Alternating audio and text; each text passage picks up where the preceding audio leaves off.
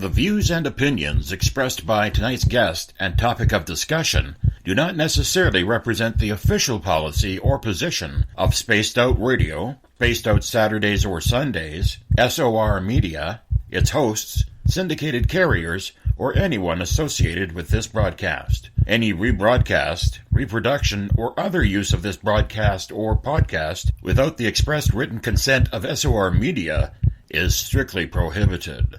Listener discretion is advised.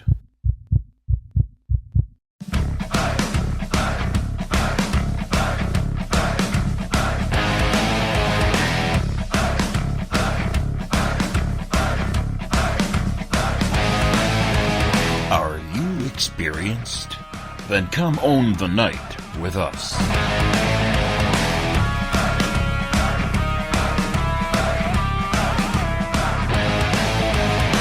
Little brother has taken control, shoveling dirt in every hole. Predators to condemn your soul, watching you and watching me.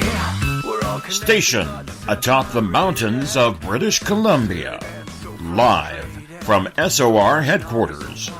This is Spaced Out Radio with host Dave Scott. We live behind glass curtains and act like nothing's wrong. Soon you will belong.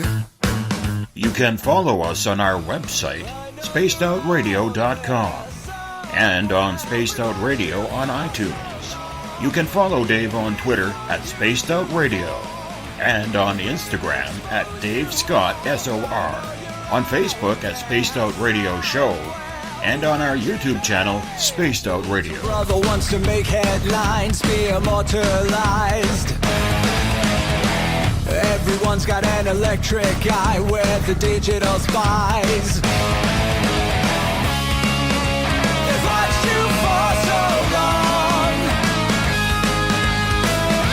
I know you're out there somewhere watching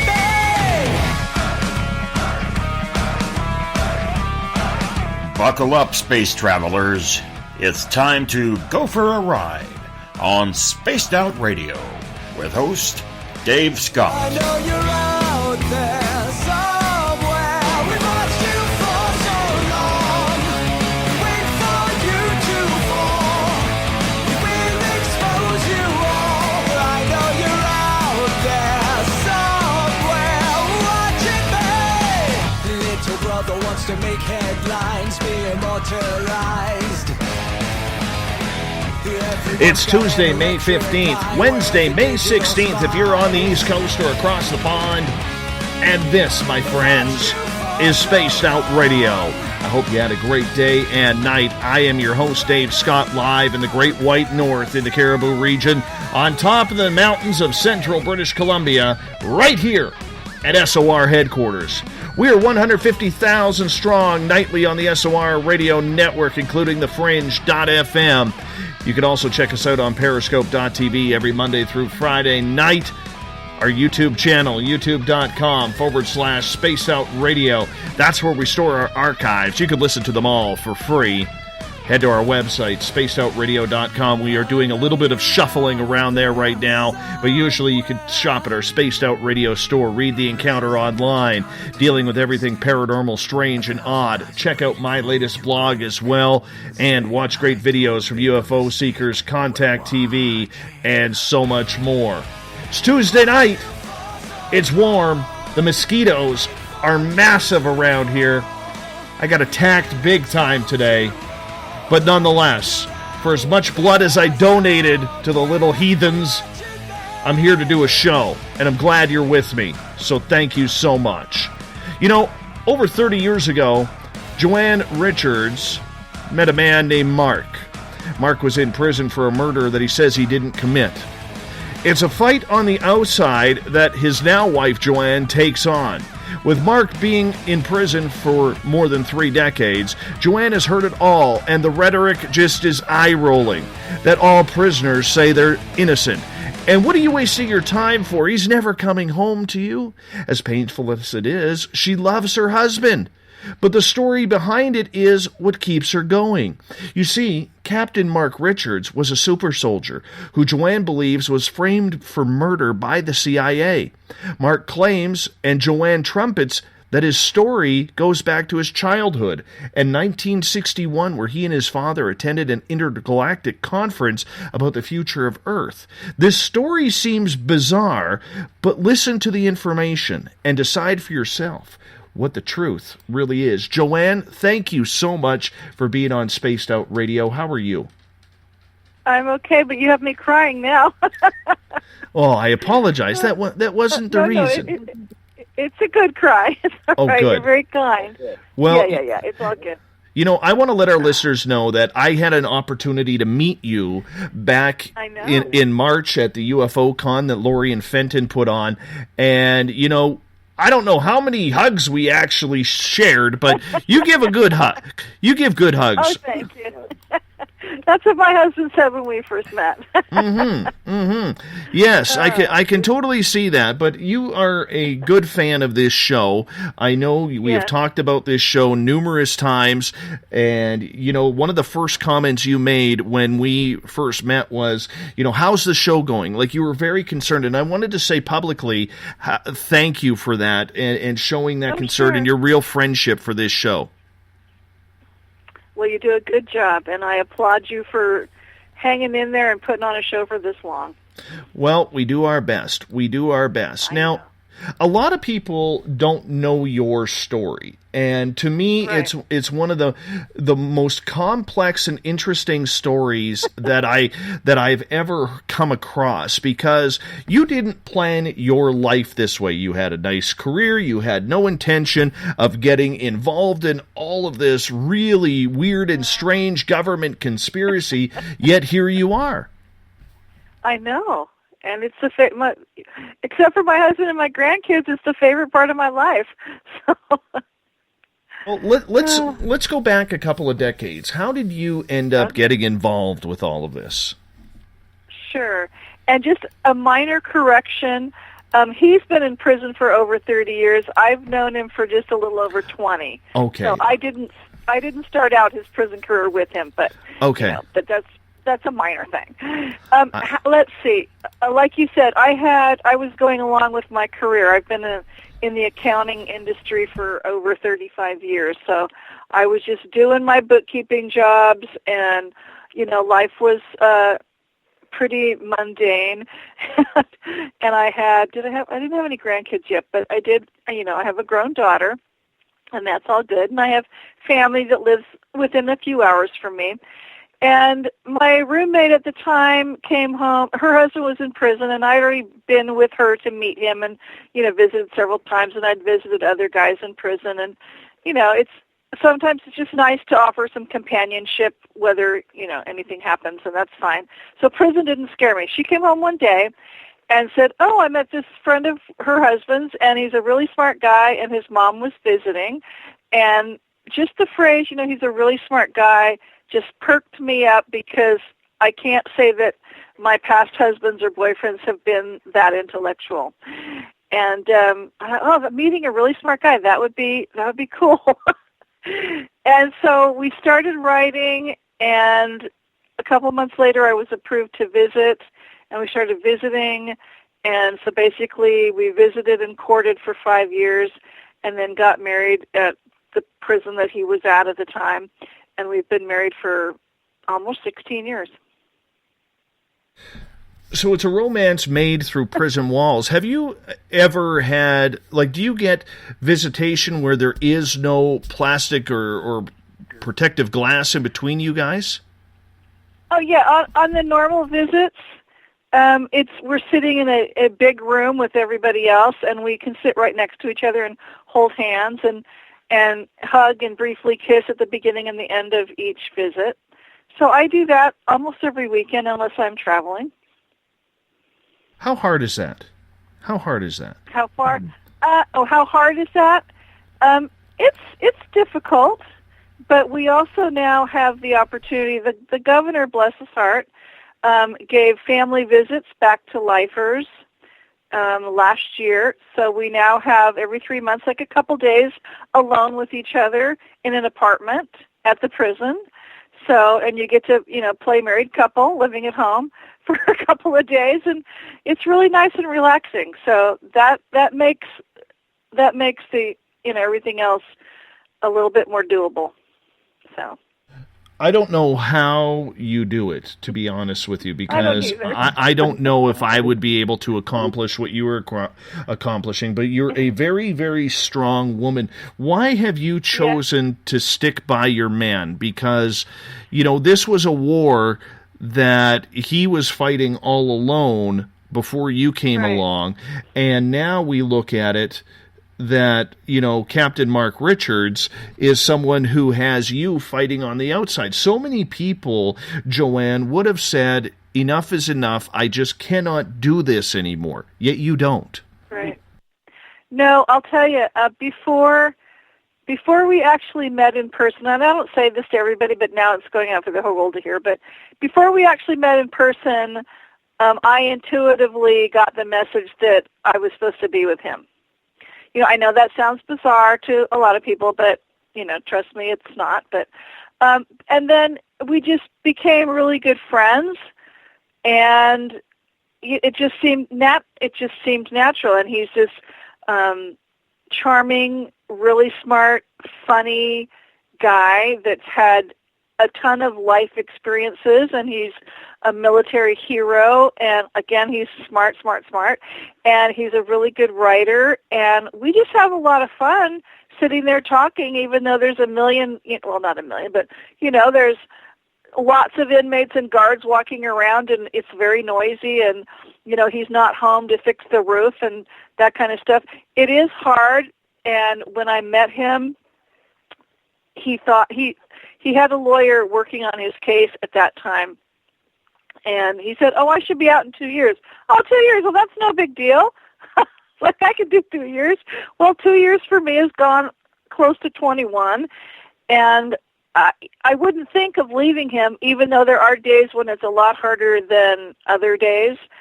But then again, we have the chance to sit and talk, and, we write each other pretty much every day, and occasionally he calls, and so we just have this great communication and this great relationship I've never had with anybody else. And yes, I know people say, well, of course, because he's not home to, bug you and blah, blah. I go, well, I'd love for him to be home bugging me. But even if he were home, we have such busy lives. It's not like we're going to be underfoot and, with each other every single moment of every day anyway, because we have things that we do that are independent of each other. So, it just works. I would love for him to be home, but we have this great relationship. I don't know how to really explain it, but, I've never been happier than I am with him. So.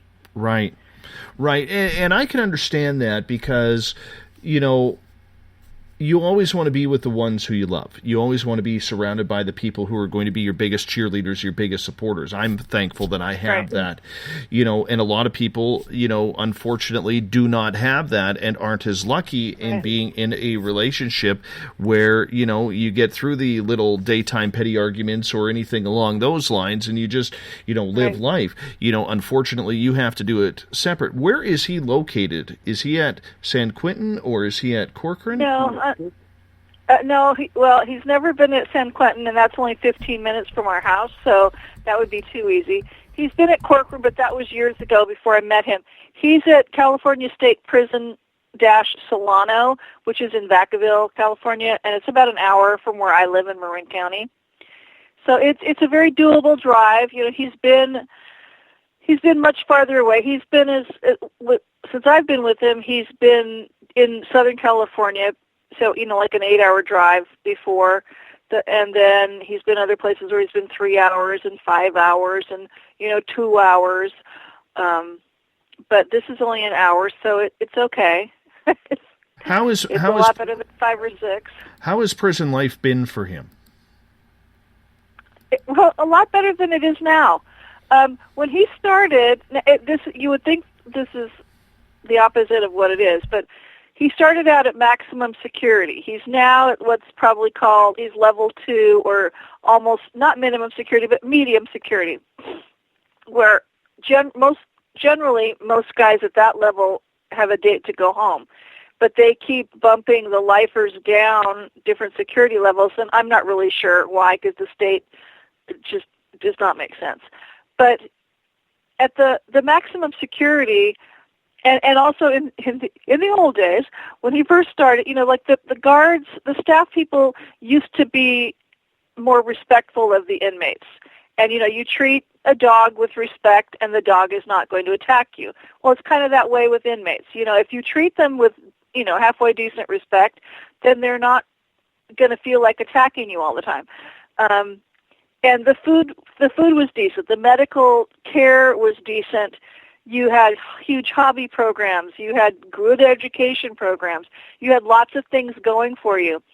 And where he's at now, because he's been at this place, I don't know, 4 or 5 years, I've lost track. He was at a level 3, which is still kind of medium security, and now he's at level 2. So he's at a different side of the same prison. But the level 3, you're still in a cell, and now he's in a dorm. So now you've got a military officer who's used to officers' quarters in a dorm, as if he were with enlisted men. And, that part's hard for him. Not that he's, he's just used to he's used to having his own cell. It's not that he's all stuck up or anything, but he's used to being an officer, and he's used to having his own cell where he can have privacy and work on his writing projects and stuff. In the dorm, you have, it's a big open dorm, and then there's 2 floors, and then there's rooms. Instead of 2-man cells, you have rooms with 8 guys in each one. There's no door to block the pod, as they call it, off from the rest of the dorm. So it's always noisy. People are always walking around night and day to go to the bathroom or do whatever. The toilets, instead of having one in your cell, and this sounds gross, but the toilets are out in the hall. So they're used by everybody, and there's basically no sanitation because they're not kept clean, and there's people with mental health issues, mixed in with the people without mental health issues. So, it's a lot. You have to be on your toes more. It's just not a good environment for him or most any other, people that are used to being in the cells by themselves. And they figure, the guys that are about, will go home soon, will all, will kind of pretty much go along with whatever the guards want them to, just so they can still go home. Lifers, they don't have that as an incentive. So, it's really difficult for these lifers to be stuck in this situation. And this place is particularly bad because the food is really bad, and the medical care is horrible. And he doesn't have a job. They decided not to give jobs to the lifers that moved to this part of the prison. So he still writes, but, he used to be doing a job every day and then going back to his cell and typing the rest of the night on his writing projects.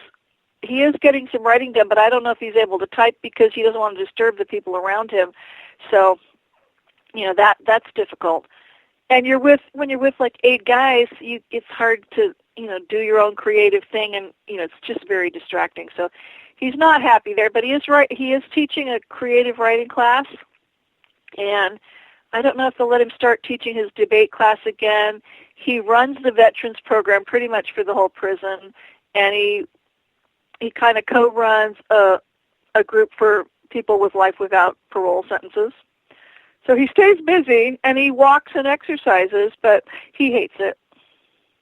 Well, it can't be much of a life, especially if you feel you are in there wrongly convicted. Never mind accused, but wrongly convicted. Right. At this point, since we've been talking about Mark so much, our audience needs to know, Joanne, who is Captain Mark Richards? Where do you want me to start? Give us the lowdown. We got 2 hours with you tonight. All righty. Okay, Mark Richards was born into basically a military family. Well, not basically. He was born into a military family. And like I say in all my talks, both of his grandfathers worked with Nikola Tesla on various projects. Grandpa, his mom's father, worked with Tesla. Tesla had designed an engine that was tested in an airship in the late 1800s, and Grandpa Taylor got to fly in that airship. At least he got off before it crashed. But Grandpa Taylor was one of Teddy Roosevelt's Rough Riders. He was one of the first, like, MIB Secret Service guys before they were even called that. And I have Grandpa Taylor's saddle in my living room. So that's, one of Mark's favorite possessions. Grandpa Taylor was murdered before he was going to run, like, for governor of, I want to say Indiana or Illinois, one of those states, I forget which one. He was murdered. And when Mark's mom was probably 6, I think, that was drummed into her head. I think she was 6, her sister was 8. Grandpa Richards, the Richards family originated in Germany, and they left Germany sometime in the 1800s. I've asked him, and I forget. Sometime in the 1800s, I forget when. And I think they settled in, not Minnesota, Michigan. I think, Michigan. And, so he's also got some Celtic blood through his mom, and, he's got the Stewart line, and his Richards line is the House of Nassau and Orange. So he's got some good lineage. And Grandpa Richards was this brilliant electronics engineer. He ran an electronics, like, engineering college or whatever you want to call it, called Coyne Electrical. Let's see. Grandpa Richards also worked with Tesla on numerous projects. Mark's dad got to test several of Tesla's projects, and Mark's dad would spend a lot of summers with important scientists like Hubble and Goddard and Tesla and, pretty big names. And Grandpa Richards was part of various think tanks. Both of the grandpas were, hooked in or friends or associated with, the U.S. presidents. And I remember when in the 30s before Germany invaded Poland, I think they needed, it was before Mark's dad would have still been in high school. He actually went to Europe, and there might have been a royal wedding or something that he was going to attend, like in the name of his family, and also the president wanted him to, like, go check out what the Germans were doing, and the Germans were trying to get him to defect and become one of their Nazi officers, and he was shown, like, all the secret things they were working on, their aircraft, their flying saucers, all these cool secret things. And he gathered up a bunch of secrets and left Germany before, the war started and got out of there and brought them home to our government so they would know what the Germans were doing. And then later, his dad joined the Army Air Corps, which later became the Air Force. So he was in World War II, mostly in, like, Italy. I'll lose all this. I know he flew missions over Romania. So he was basically in the European campaign. And I'm not sure if he did anything in, like, North Africa or not. I can't remember. But he came out of World War II and basically was assigned, he was in and out of the Air Force officially, and he was basically assigned to wherever there was UFO activity going on.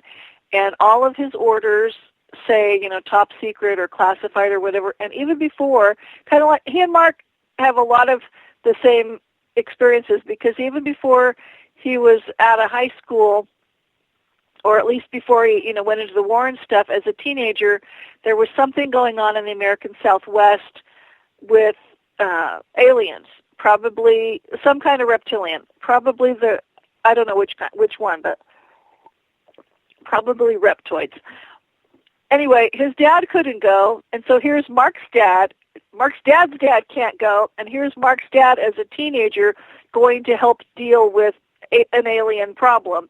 And you had guys like Barry Goldwater and Hollywood actors Tom Mix, because they doubled as agents for the government because, they wanted something fun and exciting to do. And so you had these young guys dealing with this alien problem. So, this kind of just runs in their family, and I know, as weird as it sounds, I love hearing all this stuff.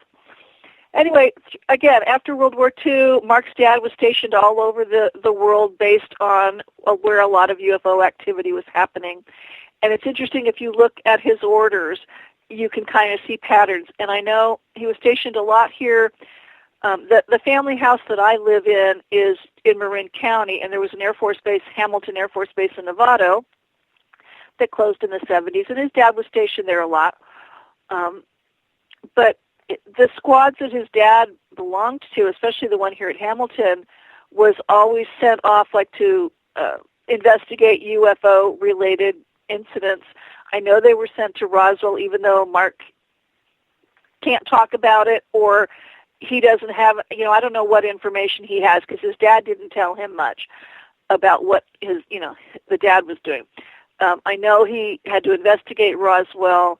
I know there was the Whidbey Island UFO incident up in Washington. He went to investigate that. All the UFOs over Washington, D.C. in the early 50s, he was there. So his dad was very busy running around doing all this UFO stuff, even though I don't know at what point his wife knew he was doing any of this. Well, probably early on, I would say, because one of my favorite stories, and Lorianne Fenton loves for me to tell this, but in August of 1952, Mark's dad, this is before Mark was born, Mark's dad and the men, the officers, and their wives were all at the Officers Club pool at Hamilton Air Force Base. And in flies 6 to 8 alien flying saucers, and the alarms go off, and the men all run down to the flight line, and they come out of their hangars in their jets, and out of Mark's dad's hangar rolls some flying saucers that the Air Force had that were built for them by Avro in Canada. And they go taking off to deal with, and I don't know that there was a battle or anything. I don't even know what happened. The report Mark wrote about it just says they took off. They, did whatever they had to do. And one by one, they all came back. And eventually Mark's dad came back. And then one alien flying saucer comes back, and out walks this tall a reptilian who became really good friends with Mark's dad, and we know him as Prince Naga, and he is what we call a raptor. They look like velociraptors. So his dad met him in 1952, and at that point, the raptors decided it was a good idea to start being allies with the humans and to stop eating us, maybe. Well, Mark's dad taught them to stop eating us just as general principle, but well, that's so kind. he, I know it was.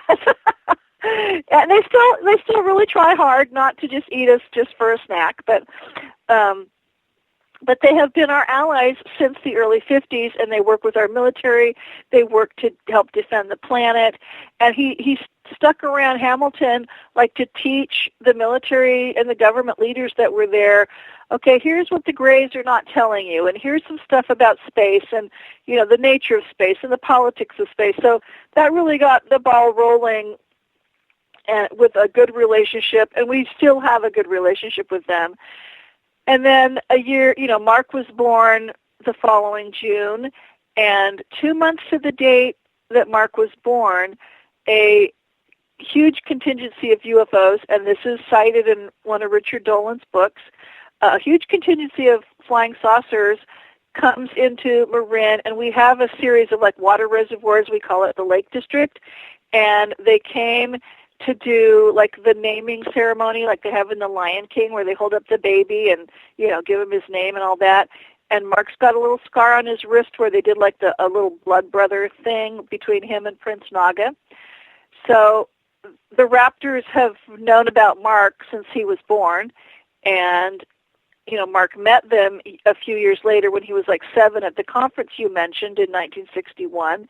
He met Prince Naga for the first time.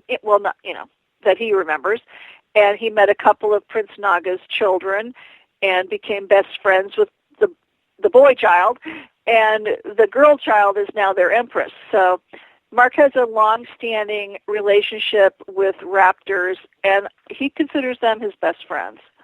And it just is amazing to sit and watch him talk about the raptors and, how cool they are and what they like to do and, stuff like that. Joanne, So, have you ever had an experience from these so-called encounters with raptors? And if Mark has this relationship with them, why haven't they tried to bail him out if he's so important? he is very important to them, and the reason why is because he'd have to leave the planet, and unless I go with him, I'll never see him again, and his kids won't see him again, and his grandkids won't see him again. So I doubt, and I have mixed feelings about leaving the planet, because I have grandchildren here too, so it's like, I don't know that everybody would want to go with us, but it would take a huge ship to get us all gone. He has a large family, but so if we didn't all go with him, he'd never see us again, because it's not like they could free him and he could just start running around on the earth and not be a wanted man, because he would have to be a fugitive, and that's no fun. He just wants to come home and putter around the garden and fix my roof. No, and I get that, and Yeah. Respectfully speaking, though, this story does not sound real at all to a lot of people out there. I know. How long did it take you to finally believe that all of this was actually true when Mark started downloading you with all of this information? Because at some point, you had to, at the beginning, kind of kick back, Joanne, and say, I think there might need to be some psychiatry needed in this entire process here. Well, it's really interesting because he did it in a really good way. Because at first, when I first met him, I knew he was writing a family history, as he called it, and it's huge. It's like thousands and thousands of pages long, and he started writing it for his kids. So in case whoever knows whatever was going to happen, but just so that they would have a record of his legacy and the family legacy. So he started writing this. It's basically a world history that involves his family, but it's this lengthy thing, and now all these mission reports that he's writing fit into the manuscript. We call it the manuscript, fit into the family history. So I would help him research. He would say, could you look up a biography of this person? Could you look up this event? Could you look up, because he'll remember everything about it, but maybe not the exact date, or he won't know somebody's biography. He'll know that they were part of a mission or they were important to something he was going to write about, but he didn't know necessarily all their background. He just knew who was there and, how they fit into that particular event. So I would help him by researching, and so that was good. And I didn't know why because it didn't necessarily, he wasn't saying, okay, now I'm writing about this topic, blah, blah, blah, and can you look up these? He'd just give me line items. So, could you look up this, this, this? And sometimes it was like, could you give me a history on like this naval vessel or this type of plane or whatever? And so I, sure, why not? And I would research and I would send him in the papers. And so it's not like he sat down with me when we first met and said, oh, by the way, I used to go to space and all this, and I did this, this, and this, and I know all about aliens. And I don't know exactly when that turned, but it had to have been, because we met in 97, and by 2004, I went to my first UFO conference. So at some point, and I had a publishing company, so I published a couple of his fictional books that he wrote, and I was doing a little newspaper about environmental stuff and fun places to go visit, and as eventually we started doing some more political pieces, or our political opinions about things that were going on, and in the background he was sending me different reports, and most of them were very technical about the military space programs and things he had written in prison, and so he was just sending them to me. Okay, well, here's some things you could be selling, at your publishing company. It's like, okay, whatever.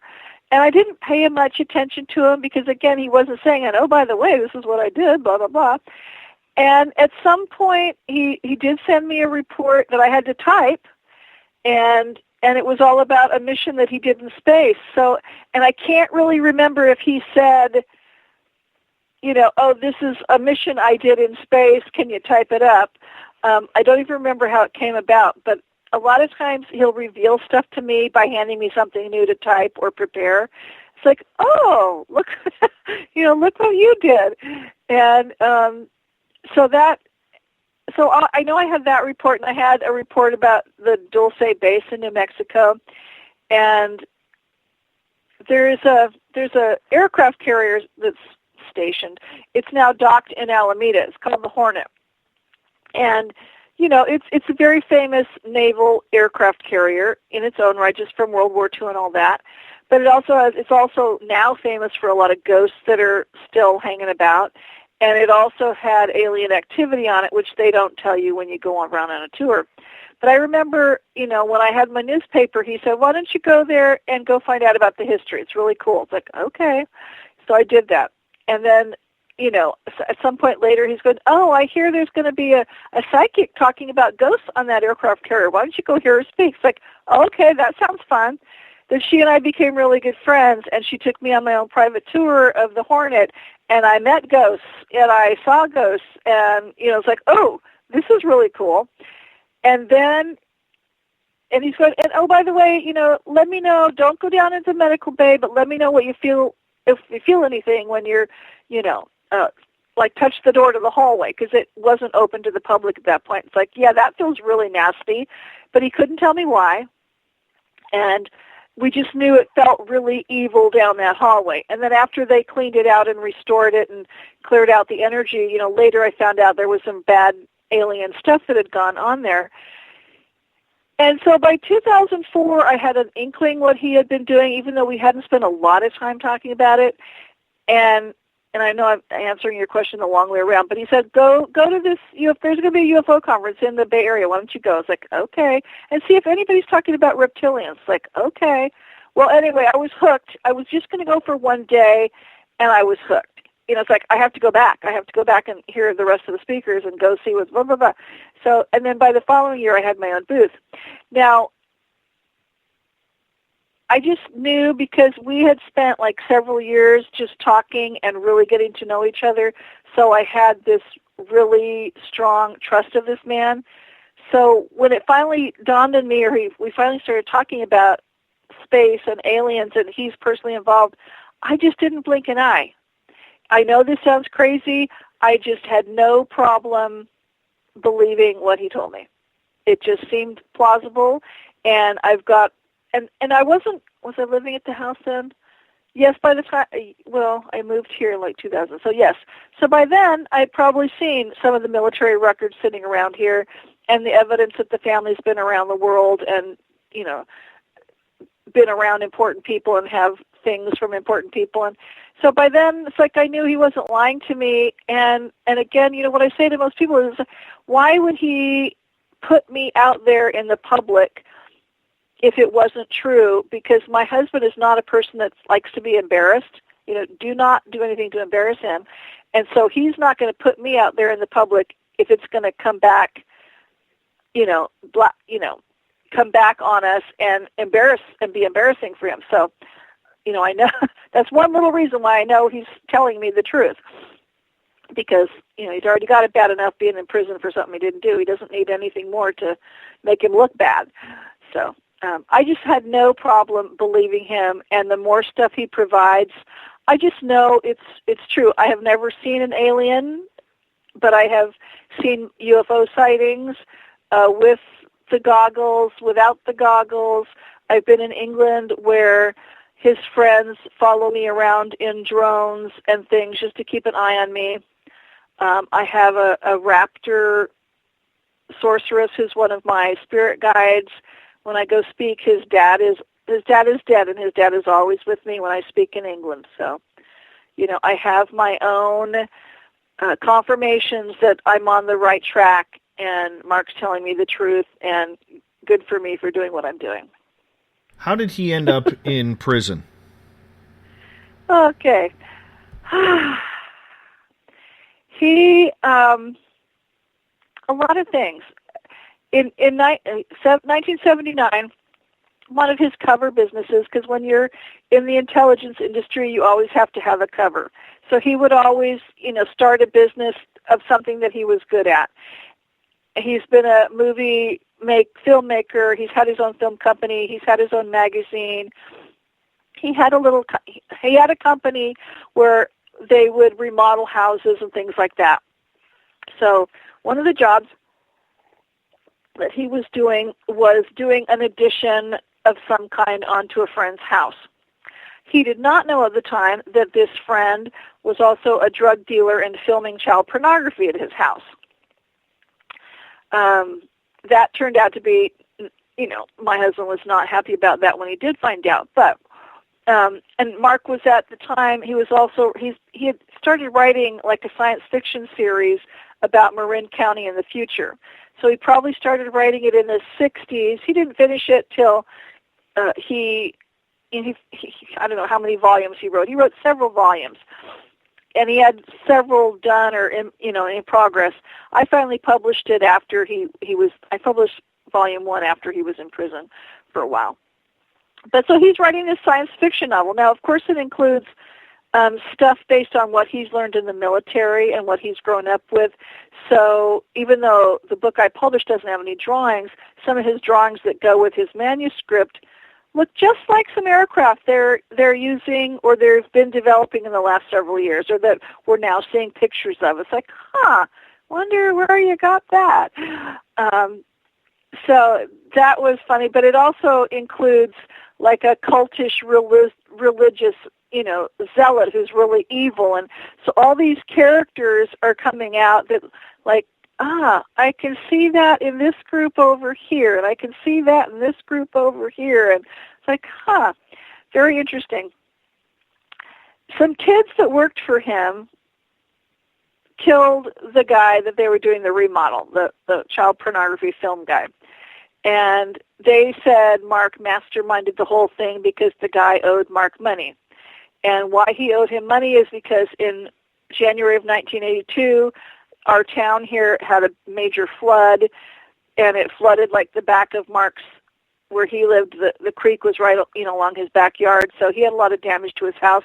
Everybody was cash flow poor, whatever you want to call it. They were, didn't have a lot of liquid assets because everybody's like repairing their property and all that kind of stuff. So the guy owed Mark money. One of the ways that he and his friends would pay for each other if they didn't have a lot of cash, they would trade credit cards and say, charge like $500 on this card or whatever. Mark had money, but maybe just not here. He had it maybe tied up in investments and things, and so he wasn't going to necessarily liquidate his investments. So these kids said that Mark, was going to kill this guy. They were going to sell his cars because he restored antique cars for a legitimate business. And they were going to sell the tools and the cars and, get all this money. And Mark was going to reward the kids by buying them like a dune buggy and paying them cash. And so the kids killed the guy, dumped his body in the bay. The body floated up after a week or so. No cars were ever sold. No tools were ever sold. The kids were found with cash and pot that they stole from the guy's house. And then Mark, he finally found out that the guy was missing and started questioning his minions that worked for him, and they wouldn't tell him. He knew they had done something. He knew they were involved somehow with this guy's disappearance, but they wouldn't tell him what. So they were up all night, him trying to get them to talk, and they wouldn't talk. And he decided, I should, in case they've used my stuff to dump the body or whatever, let's get rid of some of it. And they were about to take a load of stuff to the dump that might incriminate Mark and these kids, and they were arrested because somebody had leaked to the police that, this guy planned this murder, blah, blah, blah, because I think that the kids that were involved talked to some other kids. Anyway, but, the point is the kids were juvenile delinquents. They had ties to New World Order families, and so there's all these weird connections. And I don't know if if it was a crime of convenience for the government to just use, oh, look, here's an opportunity to get this guy out of our hair, because Mark also wanted to retire from the military, and certain people didn't want him to do that. He's also made a lot of enemies in New World Order groups and big corporations like Bechtel and other New World Order corporations, and certain people in the military. He pissed them off. I don't really know what he did specifically. It could be related to a couple of the last missions that he worked on. And what was I going to say? Anyway, so he's pissed people off. So I don't know whether it was the CIA or which group, or whether they all figured out a way to get him out of their hair and got the kids to do this. I don't know exactly, or if they said, let's use this and we'll get him out of our hair. So I don't know which came first, the crime or the setup, but it was certainly, it's been used as a great way to discredit this Navy officer and, make him very, lose his reputation, because he had a really good reputation. He was a really good officer. So, he was arrested, convicted, thrown in prison. His dad was murdered while Mark was in prison. What can I say?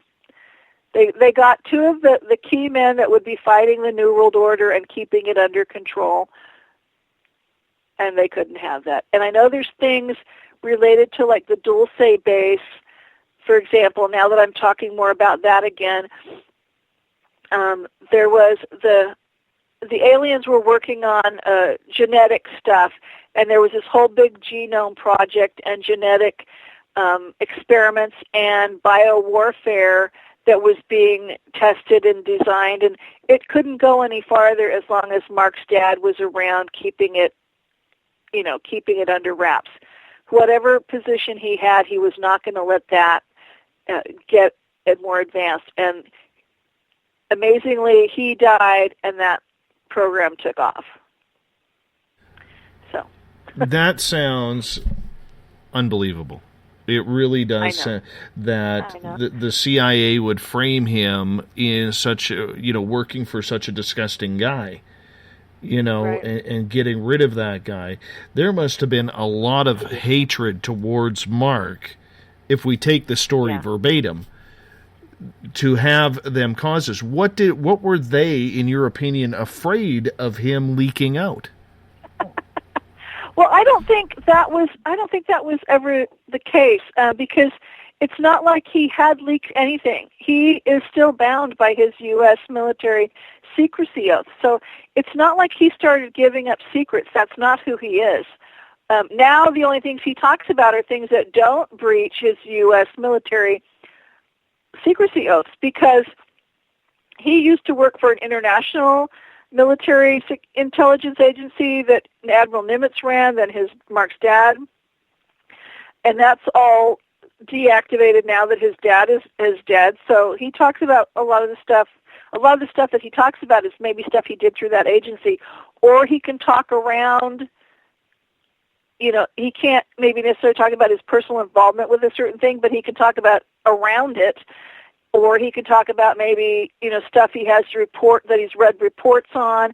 And he's always checking in with either his military friends or people out there in the world who work for other intelligence agencies. He's always checking in to see if he can talk about certain things. And he's always having me check the Internet. Okay, is anybody saying anything about this yet? Is anybody saying anything about this yet? And what are they saying? Type of thing. So now, he was never intending to be a whistleblower, and now he's still very careful about what he says, because again, he doesn't want to discredit himself any farther than the government's already done, and he wants me to stay safe. He's not going to send me out there talking about topics that are going to get me killed. So, well, that brings up a good point, Joanne. Your safety. Have you been approached? Have you been warned? Have you had death threats against you because of your involvement with Mark?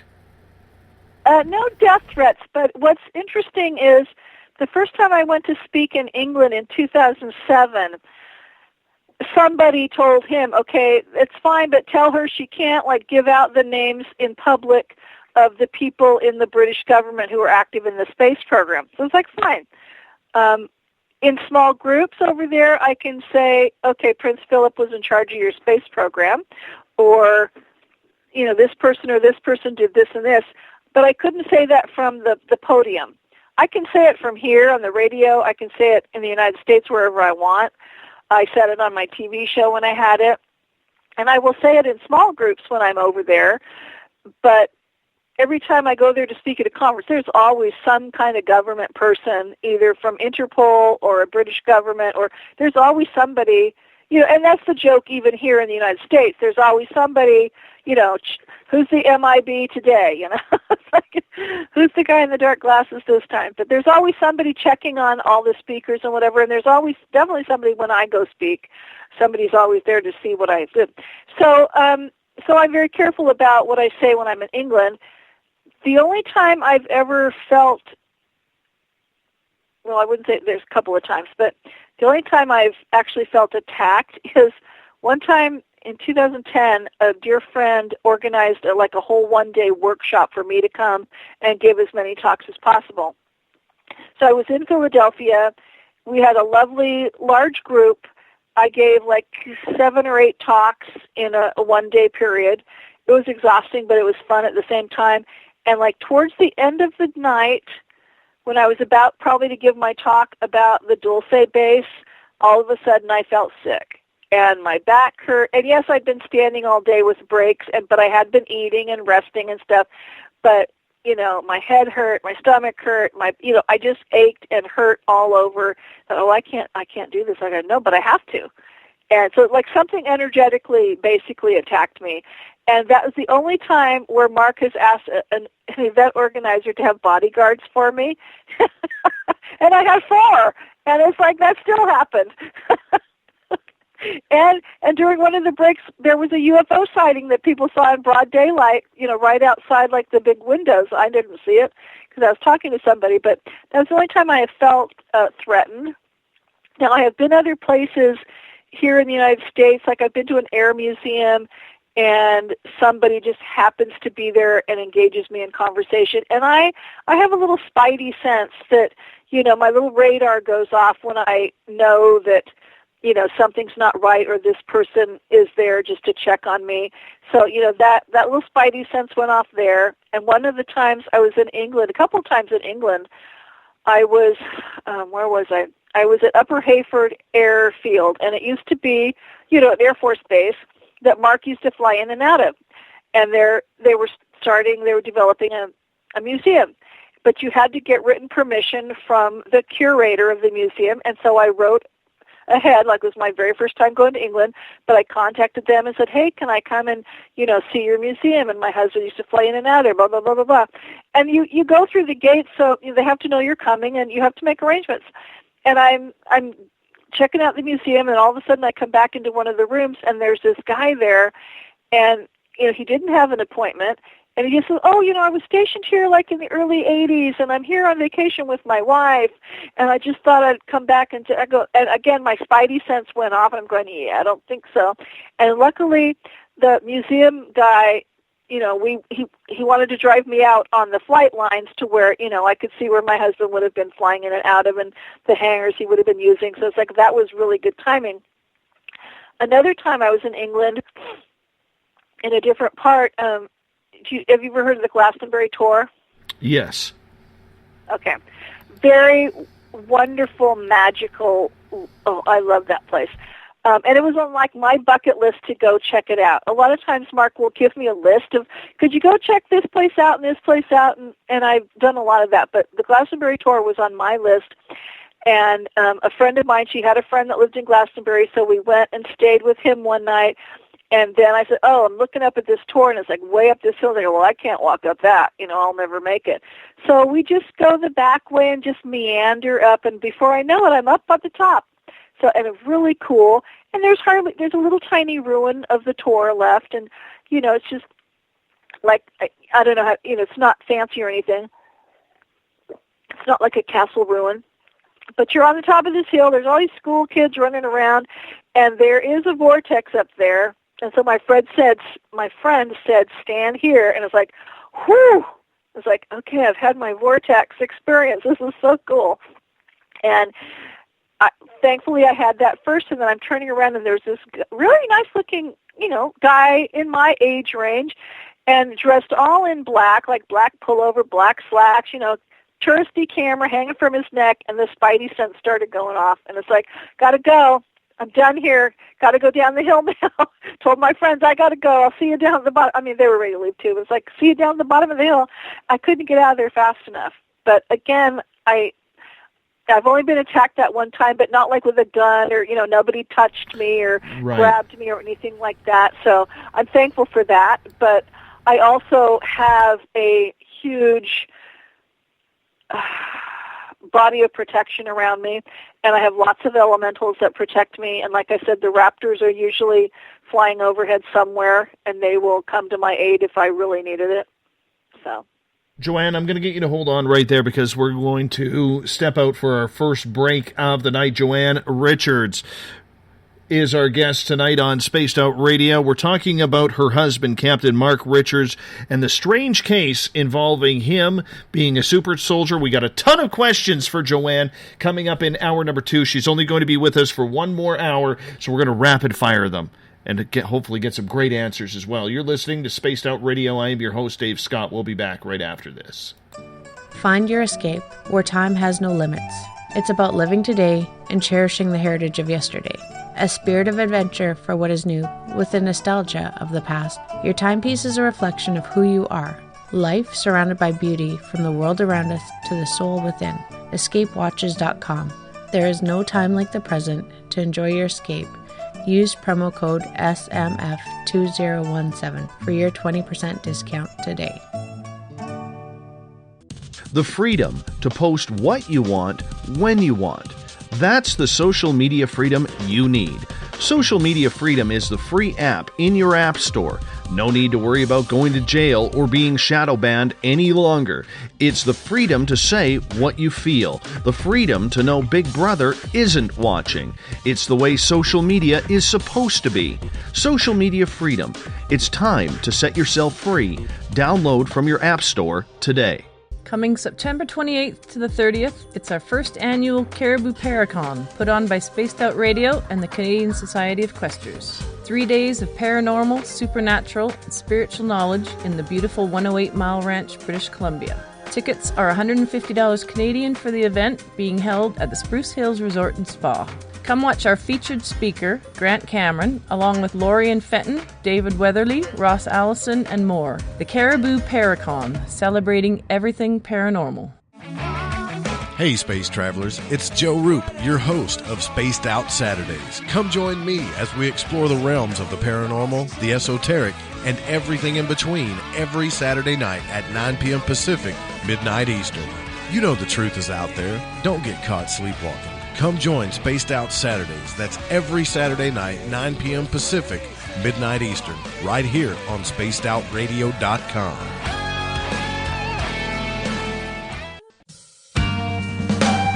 Hi there, this is Tessa Nicole Thomas, and I'm going to take you for a ride every Sunday night on Spaced Out Sundays.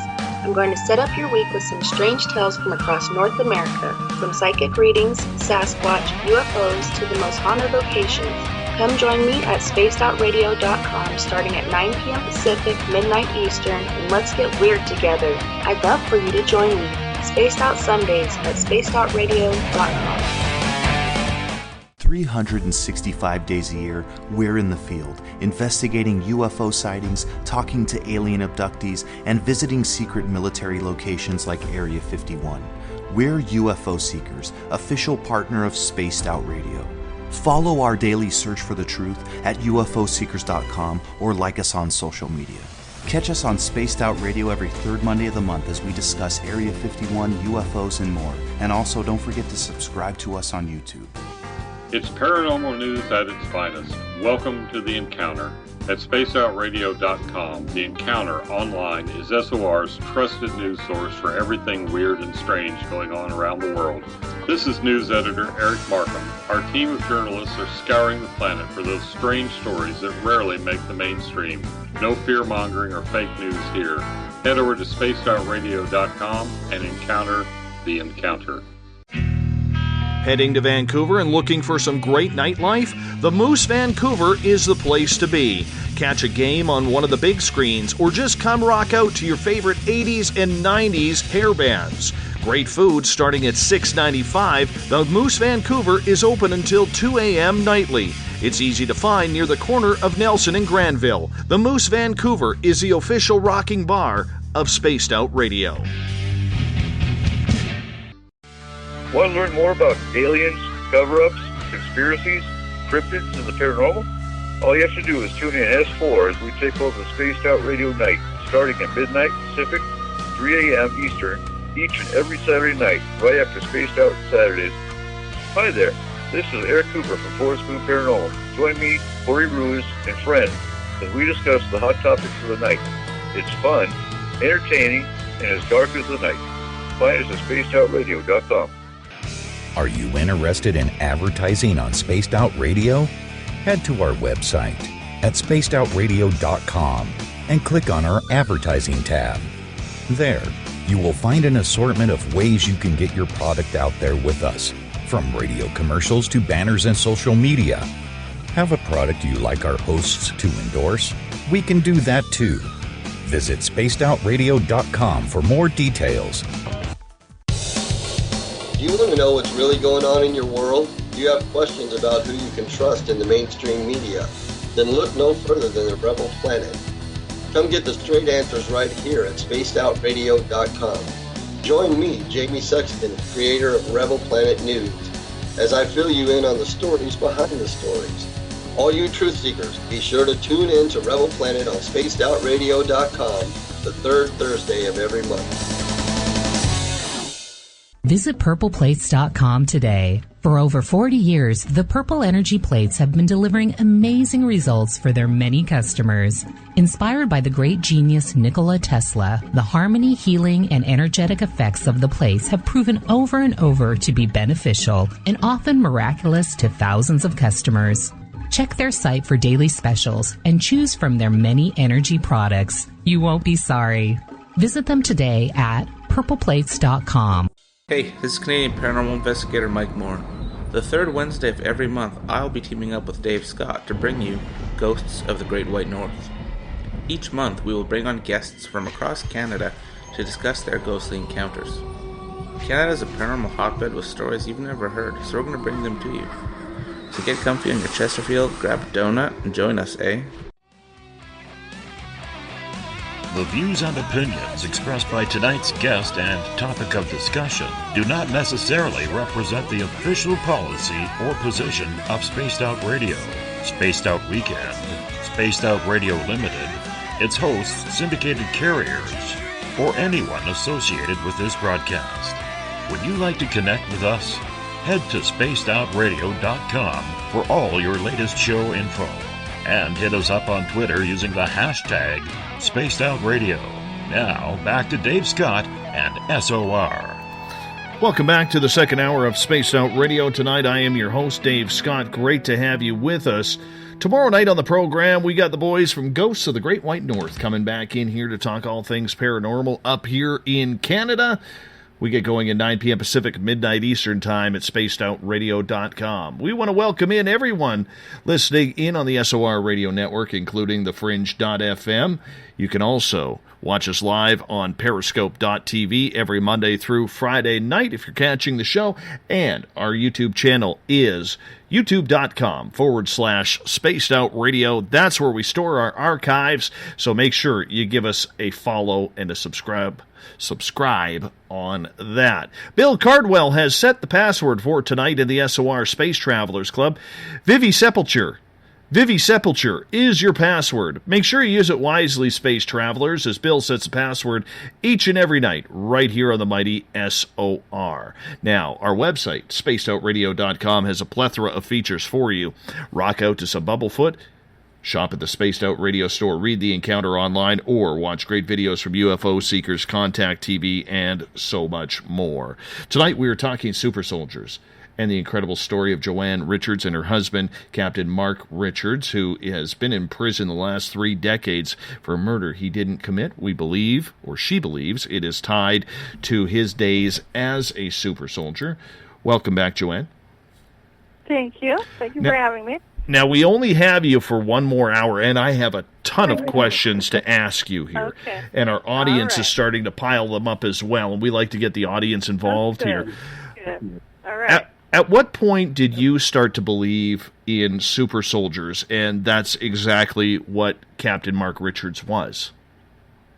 Right. And as Lorian, my dear friend Lorian Fenton says, he was probably like one of the earliest ones that, and he's not a super soldier as if in, like he's been, like some of the ones that she's had at her conferences, as in like he's been enhanced and cloned and all that kind of stuff. But he does have very elite military training, so he is very special in that way, and he's been in combat on planet and off planet, numerous times over several years, and always comes back alive, usually wounded, but always alive, which is wonderful. He's been trained in the Raptor Imperial Fleet military. So you talk about the secret space program and super soldiers. I mean, the secret space program, as I'm coming to find out, it's one of its goals, I think, is to have different species working together, just like you would see in the MIB movies and Star Wars. And there really are bars out there in space where different species sit around from their travels and whatever. It's, the movies get their ideas from somewhere, and it's usually often the military. But so here you have a guy who has, trained with raptors in our military. He's trained with the Raptors military. He's worked with numerous species.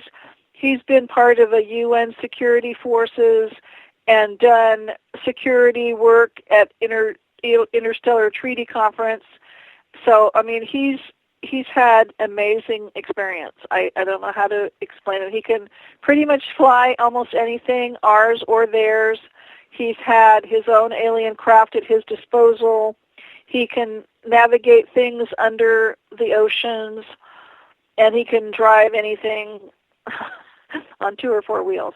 So, I'm biased, but I think he's pretty magnificent and wonderful and multi-talented and multifaceted and has wonderful, and not that they're fake stories. He has wonderful stories to tell, not that he's making them up, but, what can I say? So. Has he ever ran into other super soldiers in prison as well? Not that he's called them that. He obviously there's many veterans, and some of the veterans, one of his good friends there now, and I think they're even pod mates, is somebody. Well, I don't know about. Well, I think him too. But there's a couple of guys there that he knew when they were both free and in the military, and they might have worked together. But he never really calls people super soldiers. I think that's a phrase that we've coined out here lately. But there's certainly people with, pretty extensive training like he's had that ended up in prison. Because a lot of times, you get PTSD and, you're just programmed to react a certain way. Well, if somebody pisses you off in a bar or they've just attacked your sister or whatever, you can't necessarily control how you're going to react. So. Well, I mean, that veterans in the prison. No, I understand that, and it is a one of those topics that we do have to get to in this, because I mean nobody really knows, if you're not familiar with super soldiers, the mindful reactions that this takes. Because I mean, if we believe people like Mark or Randy Kramer, Captain K, who said he spent 17 of his 20 years on Mars in the service, then we have to all of a sudden realize that the effects that come back on the body, where they are erasing people's memories so they don't go out and publicly talk about this, is very, very difficult on the body and probably the entire neurosystem of, the human package. Yeah. And it's interesting. Now, here's a little bit of proof. Just a random piece of proof that I know, my husband was telling me the truth. He's had some circulation issues in his legs, especially the lower legs and the feet. And one of the times it got so bad, they sent him to a civilian hospital, and he ended up, luckily, with a guy who used to be a doctor for the military. And the guy's looking at him and going, well, if I didn't know any better, I would say, this is because of somebody being in space. Because this is the kind of circulation problem you have after you've been in space, and all Mark could do was keep a straight face, because number one, he wasn't going to tell this guy what his military background was, and number two, he wasn't going to tell him he'd been in space. But it's how cool is that? Now I've even got more evidence that, this guy not knowing who my husband is, oh, look, these look like legs that have been, somebody has been in space. It's anyway, that's cool. But it's hard. And again, there's so much he can't talk about. I mean, I know a fraction of what he's done. And a lot of stuff, all he can do is give me a look and say, yeah, we're not talking about that type of stuff. Mm-hmm. So. Has he ever met Captain K, or did he work with Randy Kramer or any of the other super soldiers that are supposedly or allegedly out in public? I think of Corey Good as well in that group. If they're alive and he knows them, he is not going to tell me. Because if they're alive and still active, that could, harm them. That wouldn't be good. You wouldn't want to, what's the word I'm looking for? I don't know. You wouldn't want to reveal that they're still active, or, it's like that would blow their cover or whatever. So I don't think he knew those guys. But that's interesting that you bring up Corey Good, because I'm actually speaking at a conference he's partially or co-organizing in Colorado in August. Well, I mean, for a lot of people, they have a lot of troubles believing this entire thing is going on under their noses. Right. Why do you think, or what kind of history have you been able to find on the U.S. Super Soldier program, and why do you think it's happening? Again, that's nothing I ever followed until Lorian started having conferences with these different super soldier people coming to it and telling their stories. So I'd never even thought of that, or I'd never even thought of mind control or these people having horrendous problems because they were part of a super soldier program. And I wouldn't say that Mark, I'm pretty sure he wasn't part of that kind of a program where he's not been mind controlled. You just can't mind control him. He might have been on, and I'm not saying he was involved with mind controlling people, but he would have been on the other side of those guys that we hear speaking, having those experiences. He would have been on the officer side of it.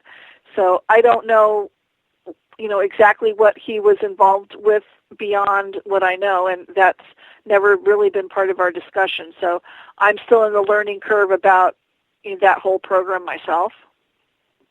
So it's kind of fascinating.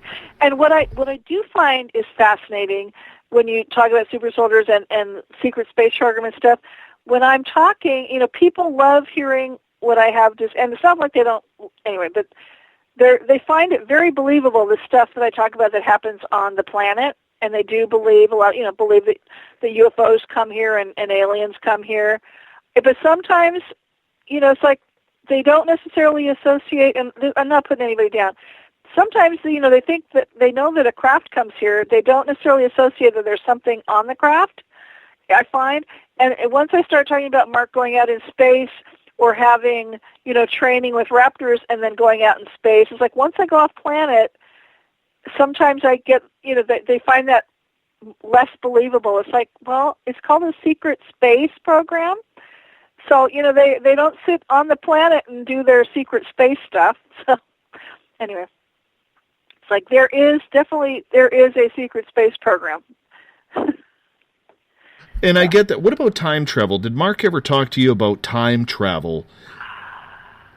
I know it. I know it happens. I know it exists.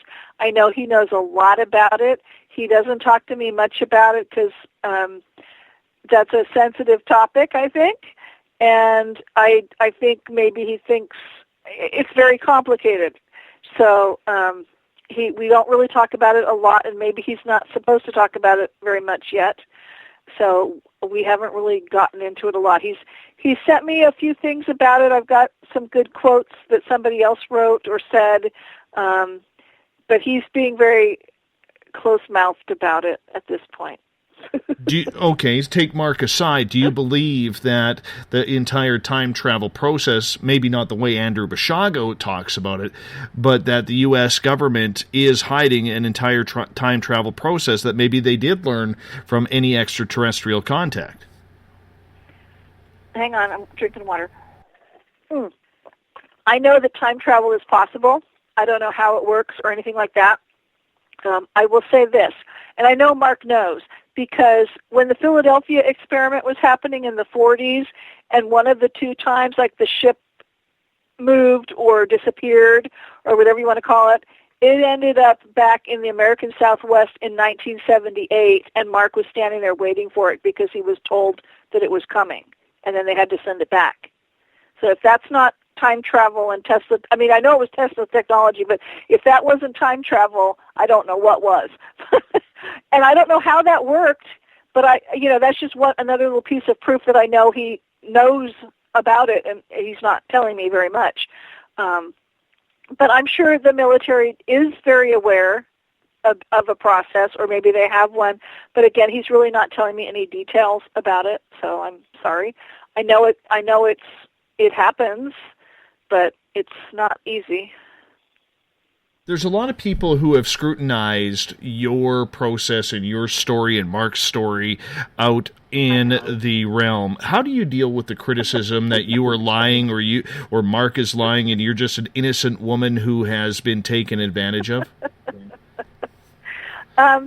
Well, and I don't mean to sound flippant. I've always said, well, okay, try to disprove me, and nobody has. Now I know there's some guy out there, and I don't know exactly who. His website might be The Sky Above, but I could be saying the wrong guy. But there's a guy out there who has spent a lot of energy and time trying to debunk everything about us, like to the point where, and I haven't read the stuff he's written, but Mark has, and apparently it's pretty negative about us, and especially Mark and his family and his, ancestors or whoever. But, it's like the guy spent the time to, read Mark's trial transcript and, all this stuff, and has spewed apparently a lot of negative stuff about us, and I haven't read it. I've read a little bit. If it's the same guy I'm thinking of, he does spend a lot of time on his website talking about us, but it's like, wow, he's got a lot of time on his hands. But I mean, yes, it's weird because, number one, you can never find pictures of them, except for what I've posted, because they were military intelligence. They weren't supposed to have their pictures taken. Yes, mysteriously, a lot of their records got burned up in that wing of the military archive place in St. Louis, but so did a lot of other people's records. What can I say? What they do is top secret, and you're not supposed to find out details about them. No, I don't give out his Social Security number. I don't give out his military numbers. I do have copies of some of his orders that say top secret, and, they're military papers. They're not forged. So it's like I have enough proof for myself, and I've done a lot of background research on what he's had me research. And, again, I have intuitive abilities that I know he's telling me the truth. So for most people, I just let it roll off my back, and I don't engage in long negative conversations with people. So That's Well, how I handle it. And I understand that, but there are a lot of people who say they have looked at every angle in the military to try and find any record of Mark, and there is apparently, or allegedly, no record of him whatsoever. We could say the same thing about Bob Lazar at Area 51, where people are saying there was no record of him. So how do you then explain what happened to his military records? Well, I know that his military records were there. There is a wing, and this was noted on the internet. In the 70s, there was a specific wing of a big archive place in St. Louis where they keep a lot of military records, and the whole wing burned down. And that just happened to be the wing that his stuff was in, and probably his dad's. I have a lot of his dad's orders, probably all of them, and everything his dad did was top secret. I have several of Mark's military papers, and they are definitely military papers, because I've had, like a former husband of mine, I've had his DD-214. So, I mean, and these aren't forged. So, they tell me, okay, this is his rank. This is some of the training he's had. Here's what he was assigned to, and some of it, it's all top secret. So, I have my proof. So I can't help it if they can't find anything, and I'm not. And in some of my talks, I blank out the names that signed it and some of the key numbers. But in some of my talks, I do show the papers. But it's but I'm not going to give you his confidential numbers because we don't want identity theft. So. Mm-hmm. I understand that. So you're saying that you do have record of this. Have you ever taken one of these skeptics and said, come to my house or let's meet at a restaurant. I'll show you all the paperwork. Tell me what... No, because most of them don't contact me. They go on these chat rooms or they do these whole websites or they'll do the forums on other people's websites or radio shows and talk about it there. But nobody... Well, I take that back. There was a couple of researchers years ago who got very nasty with me by email and did threaten me because I wouldn't give them Mark's Social Security number or his military ID number so they could go check him out. I go, well, you have to go find it on your own. I'm not giving you that information. And they actually threatened to kill me or, start exposing me to all these, conferences. It's well, go right ahead. But I said, what New World Order group do you still work for? And they shut up, and I've never heard from them again. So, thankfully. But most people that are really saying that there's no proof or whatever don't come to me in person and say, hey, you say you've got stuff, and can I look at it? And no, they're not going to come to my house, especially if they're that negative. I'll meet them somewhere in public, but, if you already don't believe me, I'm certainly not having you on my property. I'm very protective about who's allowed here. So, with everything that has gone on, do you see Mark ever getting out of prison? Do you see his sentence being commuted?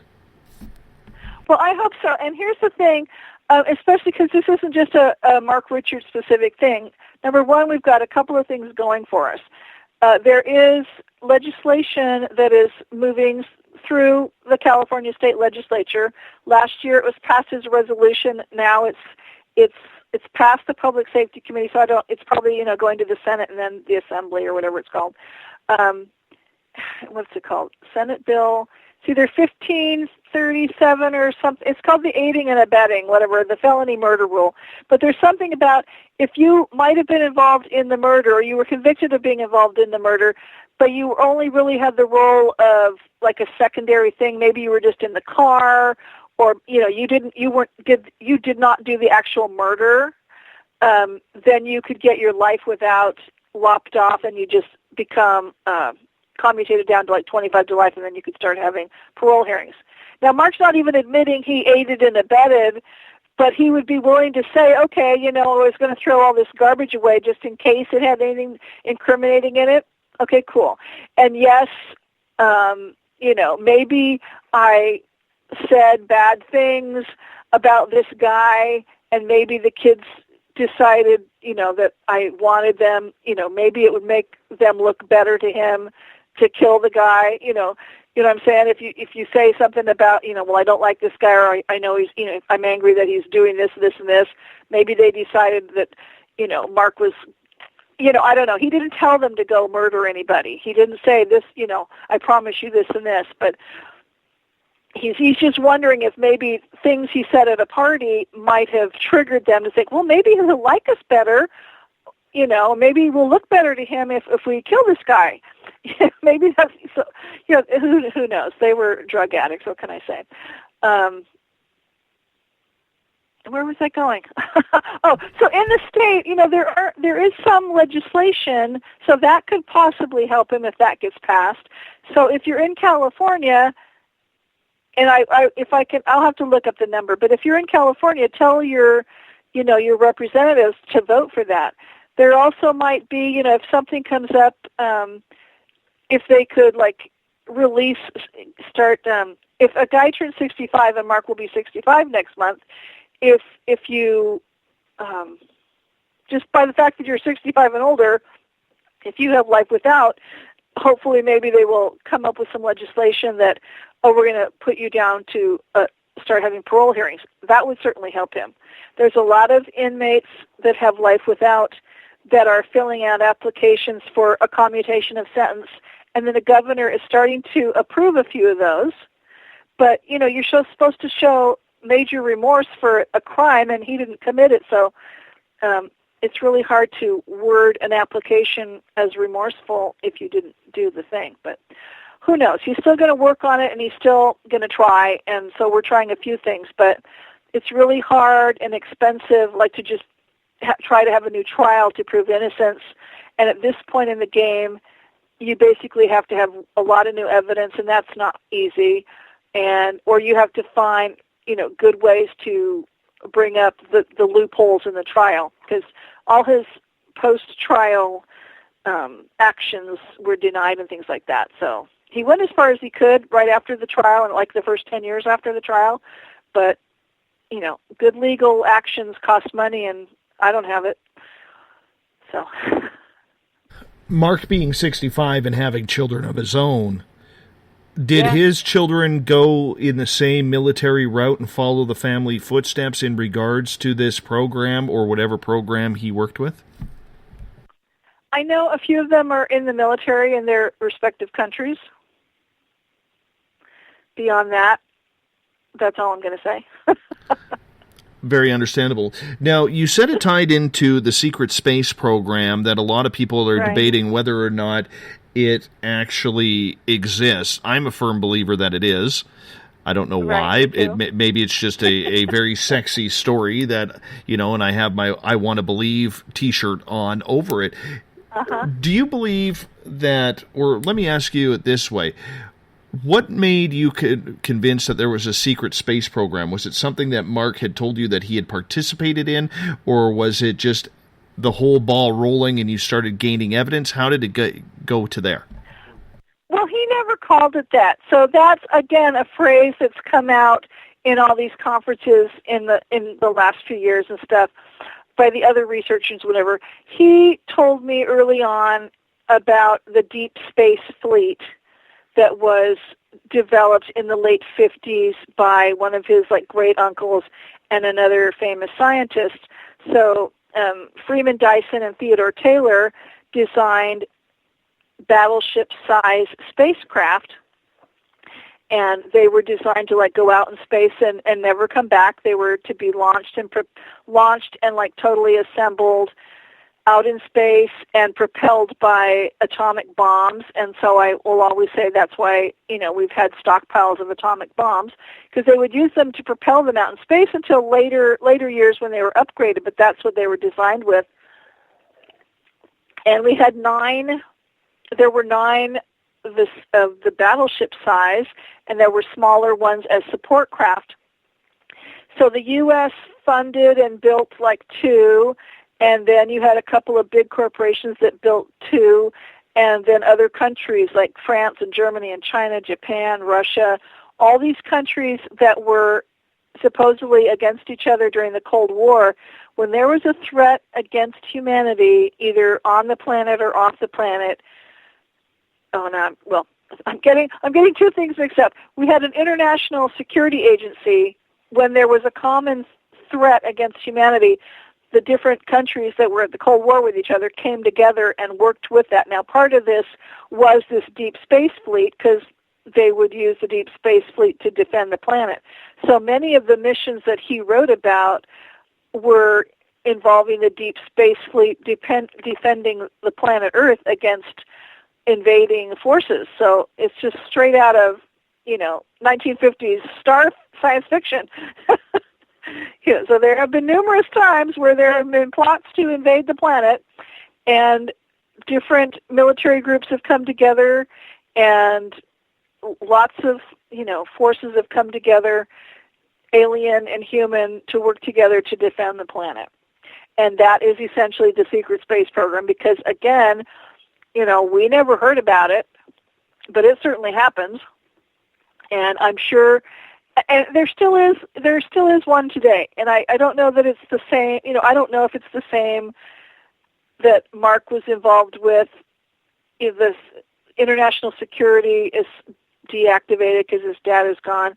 But there's something still going on, because as he reminds me, a lot of times when the guys come back from combat in the Middle East, they've seen so much, because it's not all human combat. There's a lot of alien activity going on over there.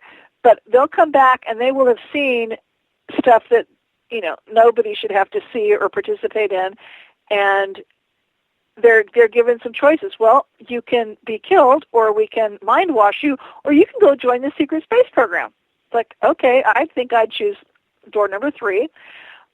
Or a lot of times we've been hearing lately of helicopters crashing or these accidents with these military guys, and it's often a cover for recruiting guys into the secret space program.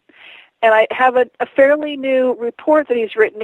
Chronologically, it's not new, but it's about different bases and alien activity in Africa that I'm going to be speaking about. I gave one talk, at Lorianne's meeting a little while ago, but I'm going to speak about it later in the year. But it mentions in there that there's a couple 100,000 humans, and these aren't all people in the secret space program, but a couple 100,000 or more humans that live off the planet because they've been kidnapped, or they're in the secret space program. They might have been kidnapped and rescued by friendly aliens. So, you got lots of humans stuck out there in space for whatever reason. But there's definitely a huge contingency that are in this secret space program. What kind of defense against aliens are we doing?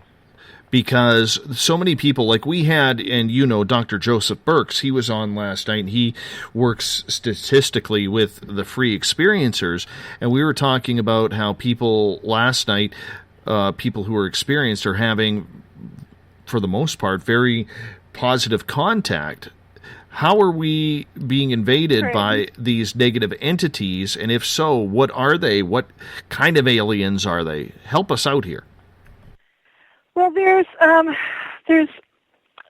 is a reptilian species called reptoids that started out as the raptor types, but after an asteroid hit the planet, the ones that were left here evolved into a more human-looking one, and so they are very different now from the raptors. And their agenda is basically to take control and have us all be slaves or whatever. They work with ISIS. They work with the guy in North Korea. They work with a lot of terrorist activity. So their agenda towards us is basically not friendly, and they're responsible for the majority of kidnappings of humans, where large numbers of humans get kidnapped and sent out to space. There's also an insectoid species called the trogs, and they're like a tall ant, cross between like an ant and a praying mantis, I think. So anyway, there's some kind of insectoid species called the trogs, and they are basically black marketeers for the galaxy, and they'll come to Earth and have big raiding parties and kidnap large numbers of people and send them out and sell them to whoever wants them out in space for different non-friendly things. And sometimes, you had various we don't have time to talk about dulce much tonight, but you had many species that were in and out of dulce back when it was really active, doing horrendous experiments and having sex orgies with the victims there. And so there's a lot of negative stuff. And it's not always big invasion things, but and in fact, as I say, in the mid-'70s, 1976, there was a faction of raptors that were not working with us, and they were working with the Nazis down at the base in New Berlin in the Antarctic. And together they were bringing on board or online some tectonic weapons, and their plan was like set off all these earthquakes, crush a lot of civilizations, start taking control, and, the Nazis were promised that they would get to be the overseers of the humans. Now, this was in the mid-'70s. They set off a big major earthquake in China, a 7.6 earthquake in Tangshan, China, and right before that happened, the Chinese, and again, you didn't have video cameras and you didn't have CNN, so, people couldn't record all this, but there were reports that people saw all these lights in the sky and, weird stuff, and that was right before the earthquake happened, and the earthquake was also covering up that several thousand people were kidnapped, but also you had dimensional portals that had opened up over China for invading fleets to come in, and Mark was in charge of controlling, getting that under control, and he did. And his dad was in charge of what was going on in the Antarctic. So, there's been numerous things happening over the years where, there's been conflict here on the planet and off the planet, and most of it he can't tell me about. So, I know about the 1976 mission, I know about a 1978 mission, a 77 mission. I know a few of those, and then, some stuff that happened in 79. And then, because his most active years were like 76 to 82 when he was arrested, there's so much other stuff that he was involved in that he hasn't told me. I was like, and I know he wasn't sitting around twiddling his thumbs because he was never home for 5 minutes practically. Well, I mean that is so bizarre because for most of us right now, we are literally checking our cupboards for as much tinfoil as we can find, Joanne. And I know, knowing you personally, I know that you've heard it all before. It's just you've had to learn humor out of all of this, but at some point it has to get personal with you. That a lot of people who are listening to shows like this or seeing you speak or reading reports online saying, this poor girl, she needs some mental health bad. I mean, at what point do you have your own breakdown, your own emotional time to kind of release everything, or have those days passed you by? When the roof is leaking. But it's not now. But, when I have a major house repair, that seems to be the time when I can just let it all go and scream. But again, I trust my husband implicitly, and I'm in. I love this stuff. And for me, it's more about now, it's more about sharing, yes, the history of what's gone on, what the military's been involved with, but I love sharing what the aliens are like, and just on a personal level. I mean, Mark has especially about the raptors, he's got so many personal stories about what they're like and what their families are like and like that, and what the ones are like that live on the planet, how they've become kind of westernized and stuff like that. And, it's the scenes from Men in Black where you have all those different aliens walking around in that UN type place. It's that stuff is real. There have been buildings like that in England and other places. There are embassies, alien embassies here on the planet. There are numerous alien species that have bases right now on this planet. And for me, it's become personal because I want to meet them, the friendly ones. I don't care to meet the not so friendly ones. I've heard so much about them. It's okay, I'm ready for the next level. Get me the house in the country where they can start coming to tea. Or I can really start doing some really down and out, workshops or something. But get me the house in the country where your friends can just fly in and we'll have tea, and, there you go. Because I believe this stuff, and I believe that we need to come to the point where we can work together in a positive manner with them. Because for some of them, this was their planet before it was ours. The dinosaurs and the raptors have been around a lot longer than we have, and we were just kind of like rodents before we evolved into the kind of humans we are now. But it's like, to us and to most species, we are still rodents because they're so more far advanced than we are. I want to meet those advanced beings. There's a lot of friendly things out there. I want to meet some of them. I want to work with them. And we hear the stories about humanoid-type species being here on the planet, and that's true. I mean, there's a ton of them walking and working amongst us. I couldn't necessarily spot them, but, Mark's been around it long enough to know what he's talking about. So I'm ready for the next level as far as positive education and, come on. Come on. Let's keep going. Let's move on. Let's get to be friends with each other. These aliens, are they helpful to us? Are they the ones who are... Some of them. Yeah, like, do we have bases with them on the moon? Do we have these Pleiadians coming on down and hanging out and walking down the streets of Las Vegas because, well, they like a good casino? Or, we've heard so many... like a good casino, too. Do they disguise themselves? Let's talk about these raptors. Do they disguise themselves? No, they might put a cloak on, but no, they'll wait till it's late at night and they'll rent a private room, or if they want to go shopping, they'll make arrangements to rent the mall for like late at night, and they'll just go late at night. But yeah, they do go to casinos. They go to hotels. But they aren't out and about with the general public because, number one, that's against the treaties that are in place. So how do they get in? They make arrangements with the staff. They have human agents, and they'll make arrangements with the staff. And sometimes, select few will see them, and then they're told obviously not to talk, or they're paid very well not to talk, and there's consequences if you do talk. But usually they're probably paid pretty well not to talk. But I mean, the raptors, because a lot of them, especially the line that Mark's friend, Prince Naga, his lineage, a lot of them lived in like the British Isles and stuff. That's where their ancestors were living, and so they love to go rent castles and big estate homes for vacations and things. But it's easier to do over there because most of those are like off the road, and you can just not allow any public to come on the property. So yeah, It's amazing, and sometimes lots of different species show up at different like Comic-Cons and whatever cons where everybody's in a costume.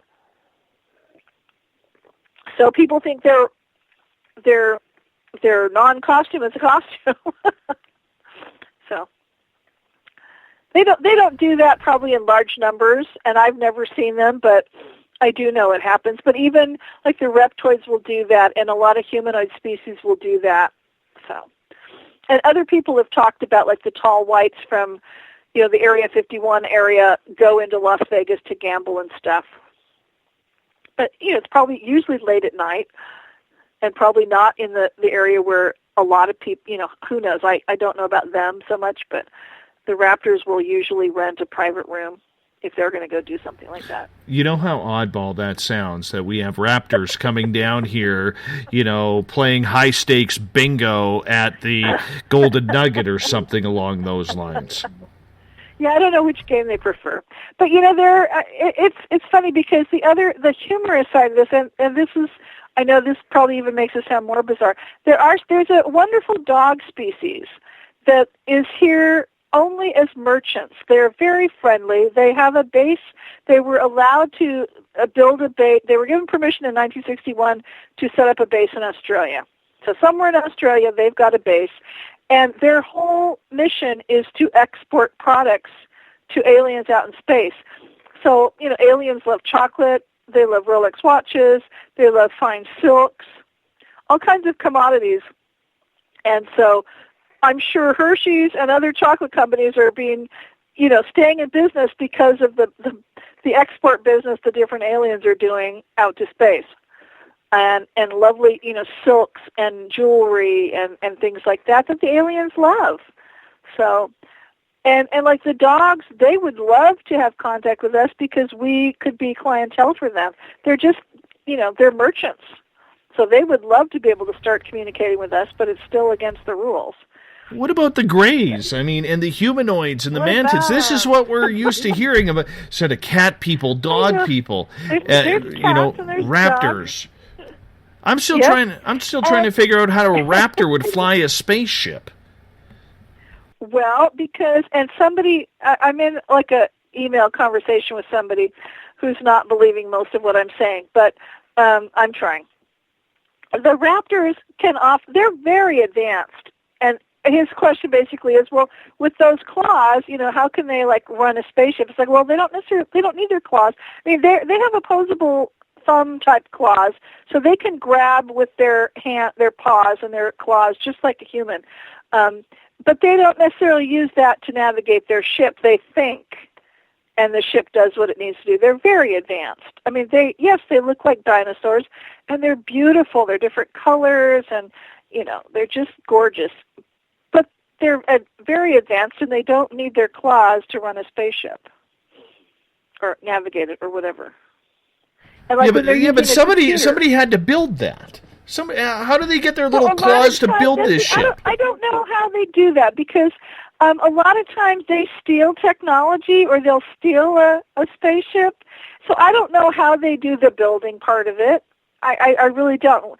Maybe I'll have to ask Mark when I see him next how they build it. I know, and one thing about them is like they don't like do building with machinery here on the planet. They'll do that off this planet because they like to do everything slowly and biologically and environmentally friendly.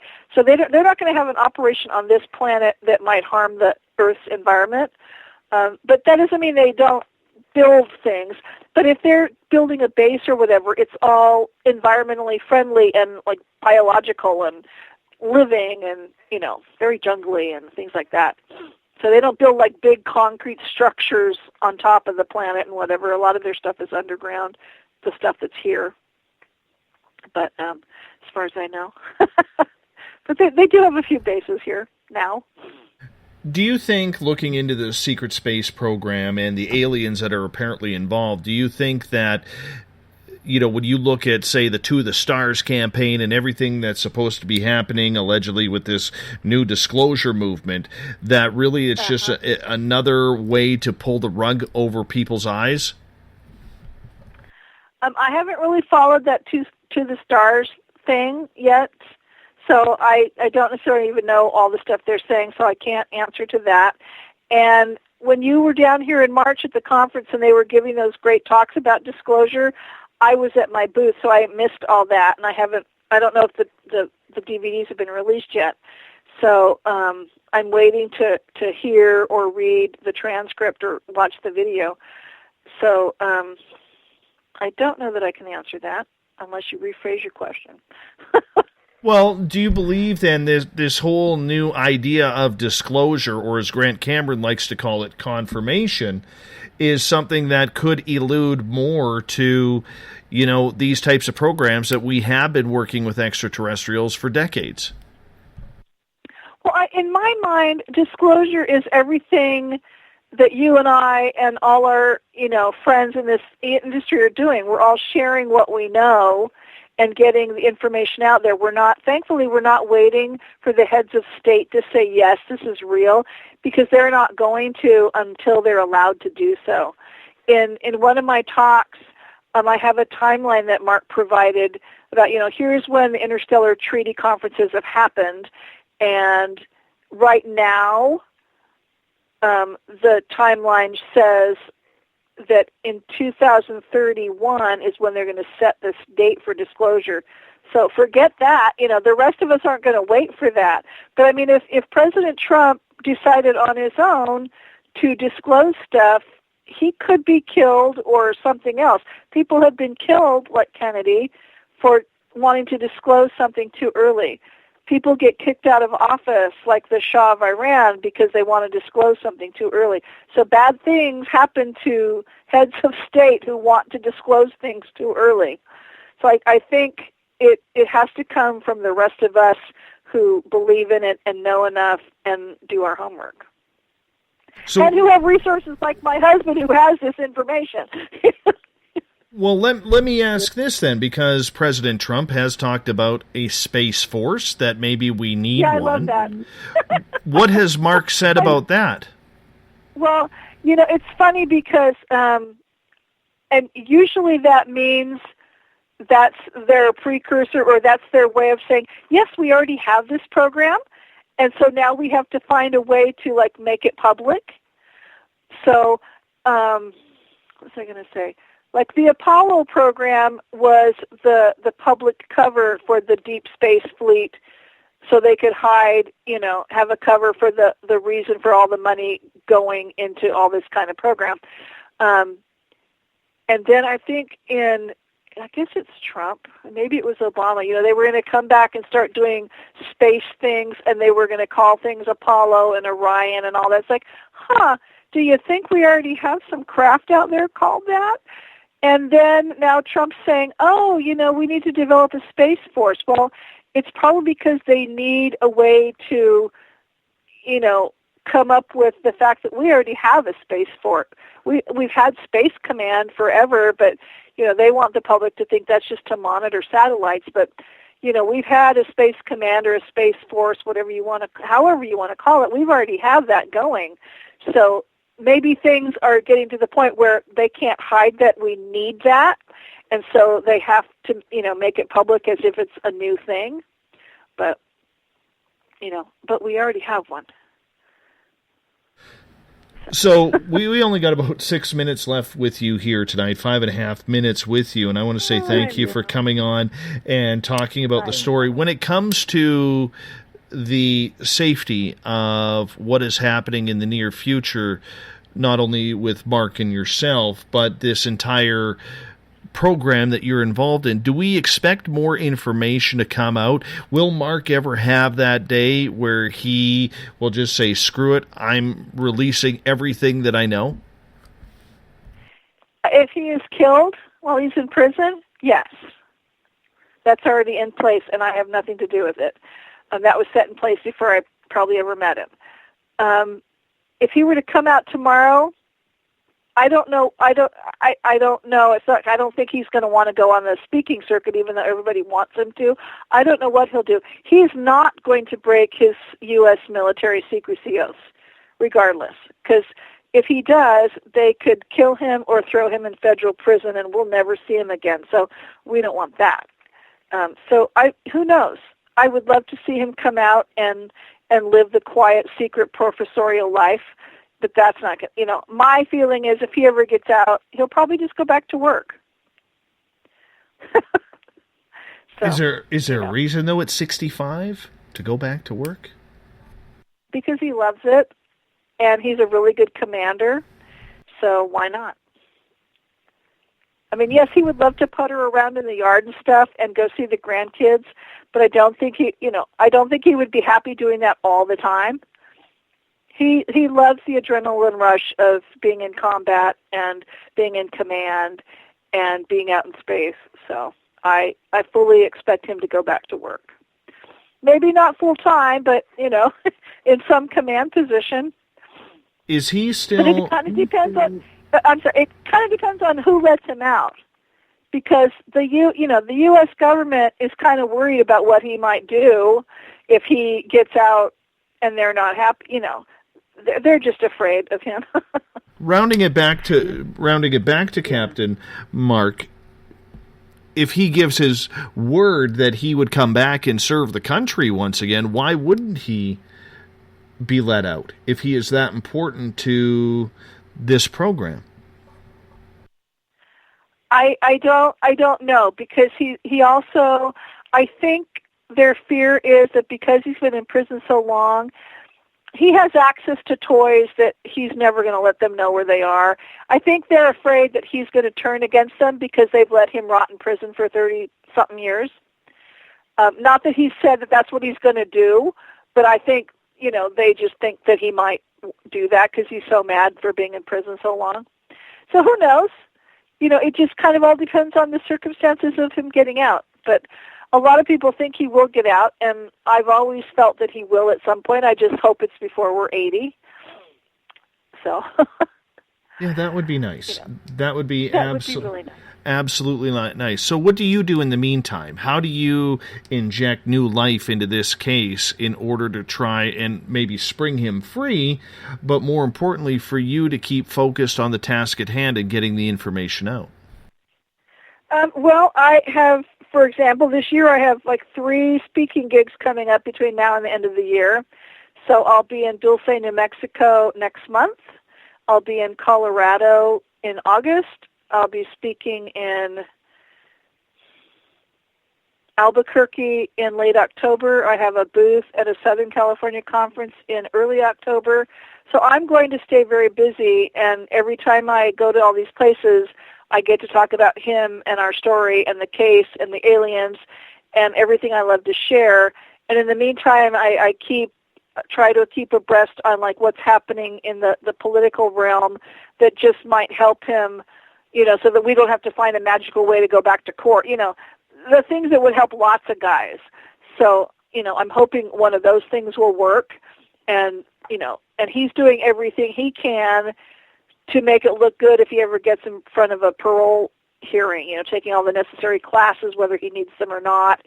And, of course he's a model inmate, so he's doing what he can, and I'm doing what I can on the outside to support him for that and to keep the work that I'm doing with my nonprofit about all this UFO, alien, secret space program stuff alive. Because I think it's important to know, and there's a lot of people who are interested in it, so, I would fully agree. All of a sudden, yeah, thank you. I would fully agree. If all of a sudden nobody was interested in it, and everybody told me I was full of crap, then I'd probably stop. But I think it's important, and, we are not the only people or beings in this universe. There's so many other life forms out there, and a lot of them are worth getting to know. So that's how I feel about it. I want to say thank you so much, Joanne, for coming on Spaced Out Radio tonight. I wish we could do the 3 hours. Unfortunately... I know, now I'm wishing I said 3 hours. Well, you know what? Next time, my dear. Next time, because we will have you back on. But I hope to meet up with you again soon, face-to-face. I do too, with you. And we will talk very soon. Give everybody quickly your website in case they want to find out more information. Sure. It's EDHCA.org for Earth Defense Headquarters, California, or EDHQ.org. Wonderful. Thanks so much. Right. Hour number 3. Thank you for having me. You take care. Hour number 3 coming up right after this. It's just me and you. I'm going to tell you about this freaky incident I had at my ghost tour the other night, Saturday night. It's going to be a good one. We'll be back with more Spaced Out Radio after this. Are you tired of being blocked, shadow banned, or placed in jail for simply posting your thoughts on social media? Social Media Freedom can take care of that for you. Social Media Freedom is the newest and one of the best free new apps that allows you the freedom to post what you want when you want. It takes seconds to download from your app store. Come join the tribe at Social Media Freedom. It's time to set yourself free. The first annual Caribou Paracon is happening September 28th to 30th in the 108 Mile Ranch, British Columbia. Brought to you by the Canadian Society of Questers and Spaced Out Radio. Come listen to our featured speaker, Grant Cameron, along with Elizabeth Anglin, Paisley Town, Mike Moran, Eric Cooper, and more. It's a 3-day supernatural adventure at the Spruce Hills Resort and Spa. Tickets for the weekend are $150 Canadian. The Caribou Paracon, celebrating everything paranormal. A timepiece is a reflection of who you are, and what better way to show off the real you than with an Escape watch? Escape is a lifestyle brand accessorizing your days and nights. Choose to escape and create the life of discovery that you deserve. Dream, play, unite with your own personalized Escape watch. Head to escapewatches.com. There is no time like the present to enjoy your escape. Use promo code SMF2017 for your 20% discount today. Looking for a place to advertise at a very reasonable cost? Look no further than Spaced Out Radio. SpacedOutRadio.com has an advertising tab that you can click to check out our daily, weekly, and monthly packages to play on the radio, or our website including social media. From commercial spots to banners, we have it all. Check out our competitive pricing today.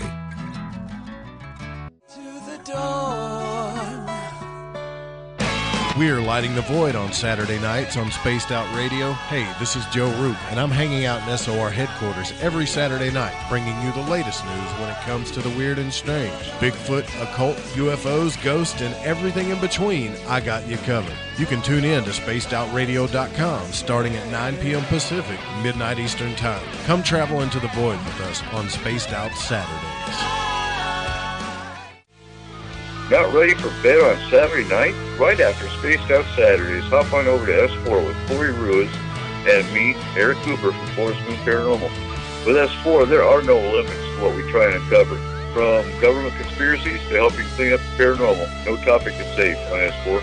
We get to the heart of the matter, of the subjects you want to learn more about. So tune in on S4 starting at midnight Pacific, 3 a.m. Eastern, only on SpacedOutRadio.com.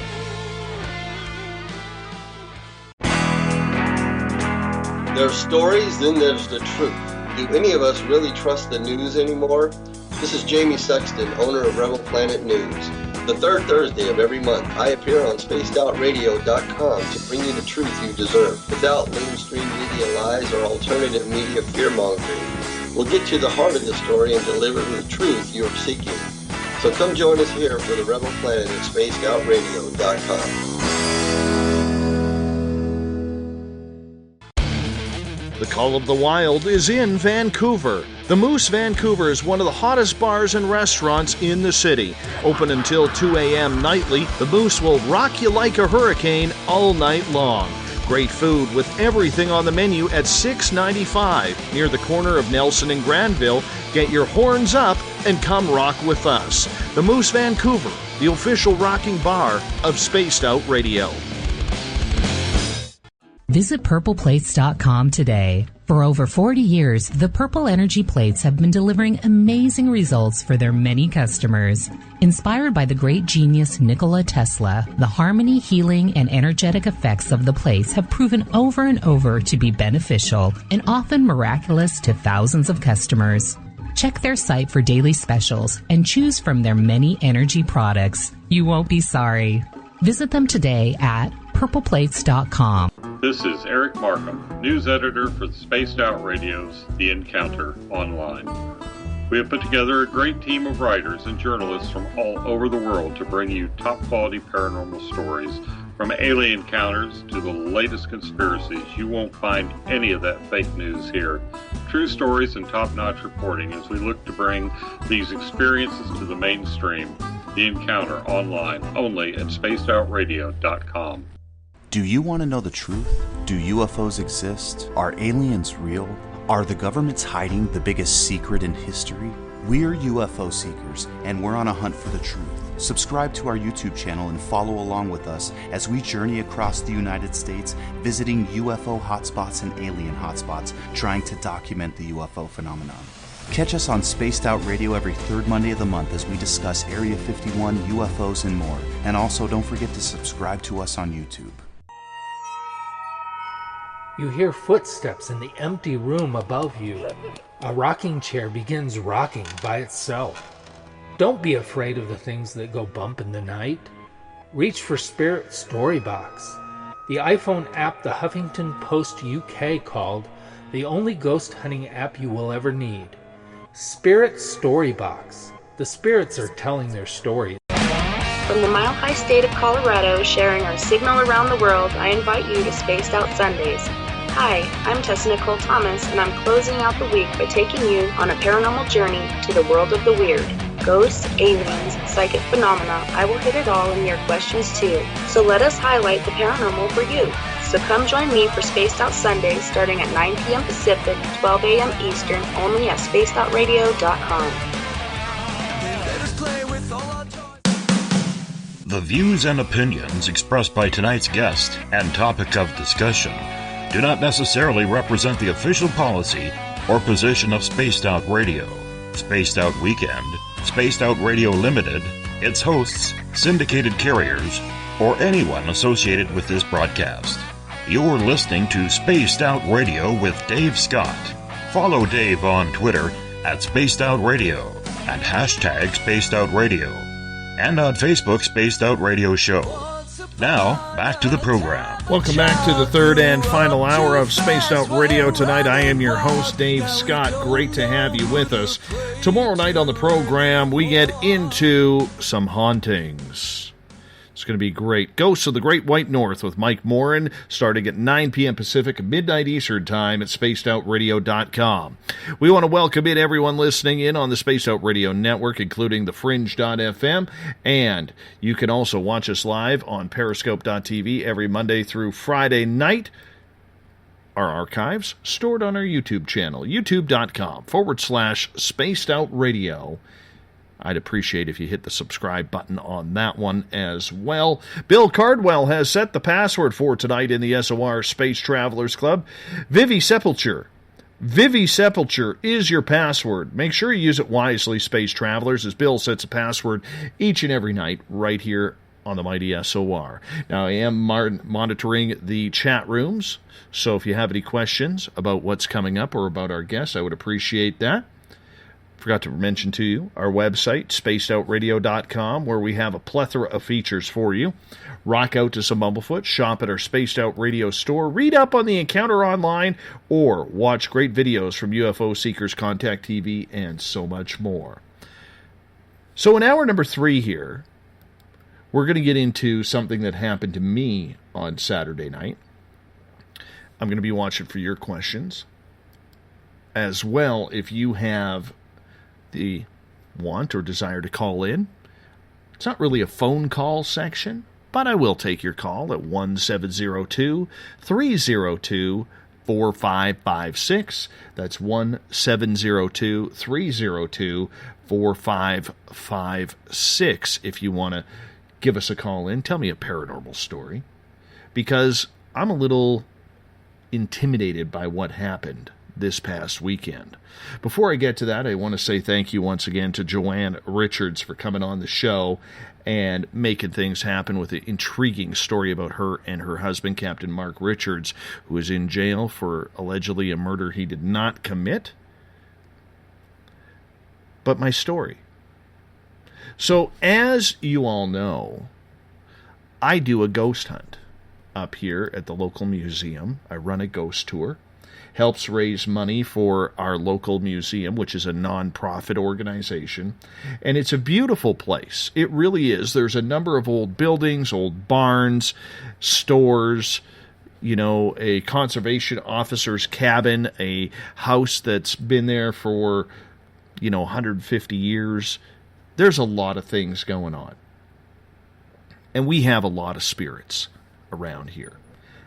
Now, a year ago, in May, on May 8th, we had issues a year ago. And you've been hearing me tell the story about Willie, the ghost, who attacked a bunch of the crew from Haunted Crew of Canada and eventually wanted to try and wrap his ghostly hands around my throat and wring my neck because he hated the tour. And that was a year ago in May. And I was leading up to this one wondering, I wonder if something is going to happen in this May, because this tour started off almost the exact same way. April 2017, we had like 25 people show up for the tour. April 2018, we had like 27 or 29 people show up for the tour. May 2017, we had 8 people show up for the tour. This year, we had 17 show up for the tour. And on social media, there wasn't as many people sharing the topics, sharing the tour, or anything like that. Same as last year. which I found very interesting. And, there's all these different patterns that go along with it. And I'm somebody where I don't know why, but I really notice patterns. So going into the tour, I really didn't know how many people we were going to have. We have registration start at 7:45. And at 7:37, we had 2 people. And within the next 15 minutes, 15 other people showed up. But the fact is, it started off much like last year. And all of a sudden, I started wonder what's going to happen. Because it was last May as well that the Haunted Crew of Canada was up. And guess what? They were up here again last year. We're going to get their side of this whole story tomorrow night with Mike Morin as well. Because it got weird. It got very, very weird. So the majority of you who take part on our social media have seen the photo of the ghost on the stairwell. Many people believe it is a ghost. Many do not. Don is asking, Dave, did you piss off Willie? No, Willie was actually really cool. Willie was really cool. We've figured out in our ghostly tour donation that we put in his closet, we actually put a flask of whiskey and a cigarette in there for him. So he seems to enjoy that. But this year, it was at the other end of the museum in the big barn. Now, the big barn is a Clydesdale barn. It's 2 stories. And it was built in 1919 as a tribute to a friend who lost a war hero, a Canadian war hero. And it was very, very intriguing, because normally we get a lot of good energy in the barn, and we get a lot of activity in the barn, and the spirits are usually very, very active in there. And there's one guy who we call the Shadow Man, who is like a cowboy. He's been photographed numerous times. He wears a cowboy hat, and he loves the ladies. Loves the ladies. So when we bring ladies into the barn on our tour, he gets all excited and pumped right up, and, I think he's hoping to hit on a couple of them. Too bad we can't hear them. But nonetheless, it is something that we, love to have happen, because when we get the public having these experiences, it really, really defines a lot of what we do on that tour, and people like it. They get a little creeped out at times, which is what we try and do, but the main thing is everybody has a good, safe time. So about halfway through the tour, one of our ladies who is touring around one of the groups, her name is Carrie. Now, Carrie approached me beforehand at the main house and said, I'm really anxious about going into the barn. And I'm like, why? She goes, I think he's there. I think he's waiting for me. And I believe that something is going to happen. And I said, who? She goes, the man on the catwalk. She goes, I don't like him. He bugs me. There's something about him that I don't trust, I don't like. And I said, well, do you want me to go with you? And she goes, yeah. So I followed her and her group of 5 women into the barn. The minute we walked into the barn, we started having a lot of activity down below. And then it just kind of died off. And we decided to go upstairs. So when we walked up the stairs, and there's 2 flights of stairs you have to go up, we get to the top, and the first thing you see when you walk up the stairs is you see a stage, because there's always over the years been barn dances there. And I made my way up the stairs, and I was the final one coming up. And I looked up at the catwalk. And that's where you see, something blurry or something catch at the corner of your eye. Well, I saw something blurry kind of walking towards the catwalk to kind of look down on us. I didn't say anything to Carrie because I didn't want to freak her out. So the tour kind of gradually continued, and a group of 3 women kind of went on their way, and they had a couple of our meters, and they were checking things out, and then this mother-daughter kind of hung out near the stage area. And Carrie says to me, I see him. He's up on the catwalk. And I said, I know. I saw him too. So Carrie makes her way over to the catwalk, and she starts walking up the stairs. And I'm just kind of watching her, and then, you get that little voice in your head that says, well, you better go. You better go. So by the time I got up to the top of the stairs, Carrie was absolutely frozen. She said she started to walk down the catwalk and watch this guy run right at her. And she was going to make her way down, and she was actually shaking pretty hard. And so I grabbed Carrie's hands and I said, you don't need to be afraid of him. He can't hurt you. He can't do anything to you. So we put our hands palm to palm. And I'm like, okay, just give me your fear, because the one thing, I hate talking about this because there's going to be a lot of people who say, well, there goes Dave off on another tangent or something else that he does or whatever. But one of the things that I do is I have the ability to take people's energy on me. So if they have fear, if they have some sort of spiritual cleansing that needs happening, I don't know how I do it. It just happens. I'm not one of these people who goes out and professes, oh, I can clear that up. No problem, $59.95. But wait, there's more. No, I don't do that at all. Okay? So this whole point is I said to Carrie, I said, okay, send me your fear. Let's relax you. Let's bring you down and get you kind of going here. All right? Let's just chill. Let's just chill on this and relax. He cannot hurt you. He cannot be with you. He cannot harm you in any way whatsoever. And after a few minutes, she calmed herself down, and I kind of looked to my left down the catwalk, and I see him kind of walking along the left-hand railing. And I remember yelling at him, and I said, hey, get down the stairs and leave the tour alone. You cannot harm anybody. You cannot touch anybody. Stay out of the tour's way. And I watched him, this shadow, kind of go down the stairs where nobody else on the tour was, which was a good thing.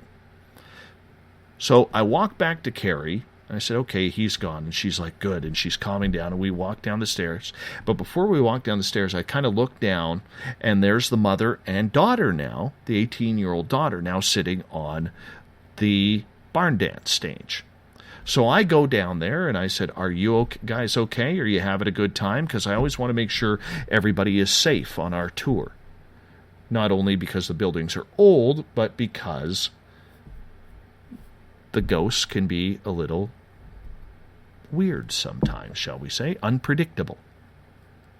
The 18-year-old daughter says, actually, I'm feeling quite anxious. I went, okay. She goes, being up here is making me nervous and anxious. I didn't want to say anything because, I'm an anxious person, but this feels different, and I really need to tell you. I don't know why I need to tell you, because normally I don't talk about this, but I need to tell you I'm feeling anxious, and I really don't want to be up here. Okay, not a problem. So we go palm to palm with our hands, and I say, okay, send me this anxiety energy. So now I have all of Carrie's fear and everything from this guy up above, and I have this young girl. And I have her energy of being anxious. And as this is going on, the other 3 from the group come back and join us there. And then after everything is done, we kind of huddle them all together, or we take them downstairs, and Carrie follows behind, and I'm the last one. And as I'm about to leave downstairs, I look up at the catwalk once more, and I can feel this guy's energy really starting to build up. Like, he is anxious, he is angry. And I see him kind of rush up to the top of the catwalk and look down at me, and I just meandered down, making my way. I noticed that the group, instead of going back into the bottom part of the barn, they actually went outside. Like, none of them wanted to be in there. So I went outside, and Carrie says, "How you doing?" I said, "Well, not bad," because I don't want anybody to think that I don't know what the hell is going on. And so I immediately took off my shoes, and I start walking along the grass that surrounds the barn just to try and drain, because I'm feeling heavy, I'm feeling gross, I'm starting to get those puke burps that you get. All right? Like, if you've had too much to eat or you've been drinking too much, I started getting those. I'm completely sober. And so I got my hands out. I'm wiping my hands, trying to shake off the energy and everything that I've taken on, because I'm feeling disgusting and gross at this point. And so I put my shoes back on after a couple of minutes, walk back to the group and say, "Okay, let's get ready to take you to the next tour." And I just beelined it. Like, something did not feel right. I was just not feeling right. And Derek White Sky Cloud, who has been on this show before, you've all heard him. He's part of Haunted Crew of Canada. He was over at the main house with a lot of the group. And from the barn to the main house is about 200 yards. I don't recall I recall walking away from the barn. I don't recall the 180 yards in between before I got about 20 yards away from the house and started yelling, "Where's Derek? I need Derek right now." I've been, lack of a better term, I think I said I've been hit or I've been attacked or something along those lines.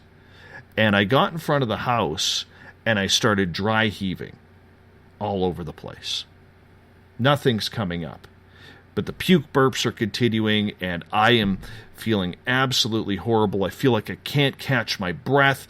Everything just seems to be going on in me that I'm like, what the hell is going on? And I knew at that point that the guy in the photo had attacked me and was attached to me. So Derek, being a shaman, comes up and he puts his hands... Oops, I hit my microphone. Puts his hands on my back, and he starts doing a little ceremony to try and clear this.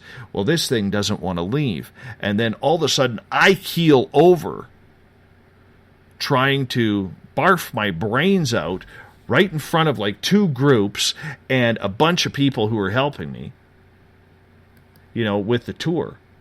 Here I am, dry heaving.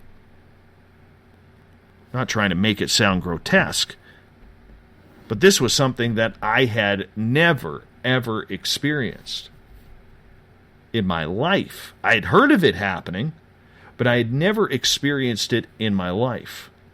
So this guy attached himself to me, and now he was like, "Yeah, I'm not letting go." Not at all. So Derek finally got him to lighten up and let go. And I got saged. I had Derek surrounded this group who was in there with me. They all placed their hands on my back, on my shoulders, on my head, and they said a prayer to cleanse me, and I felt better after that happened. And I sat out the rest of the tour.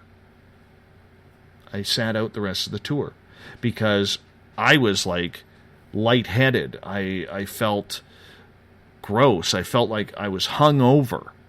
Even the next day, I felt I was hungover. And it was the strangest thing.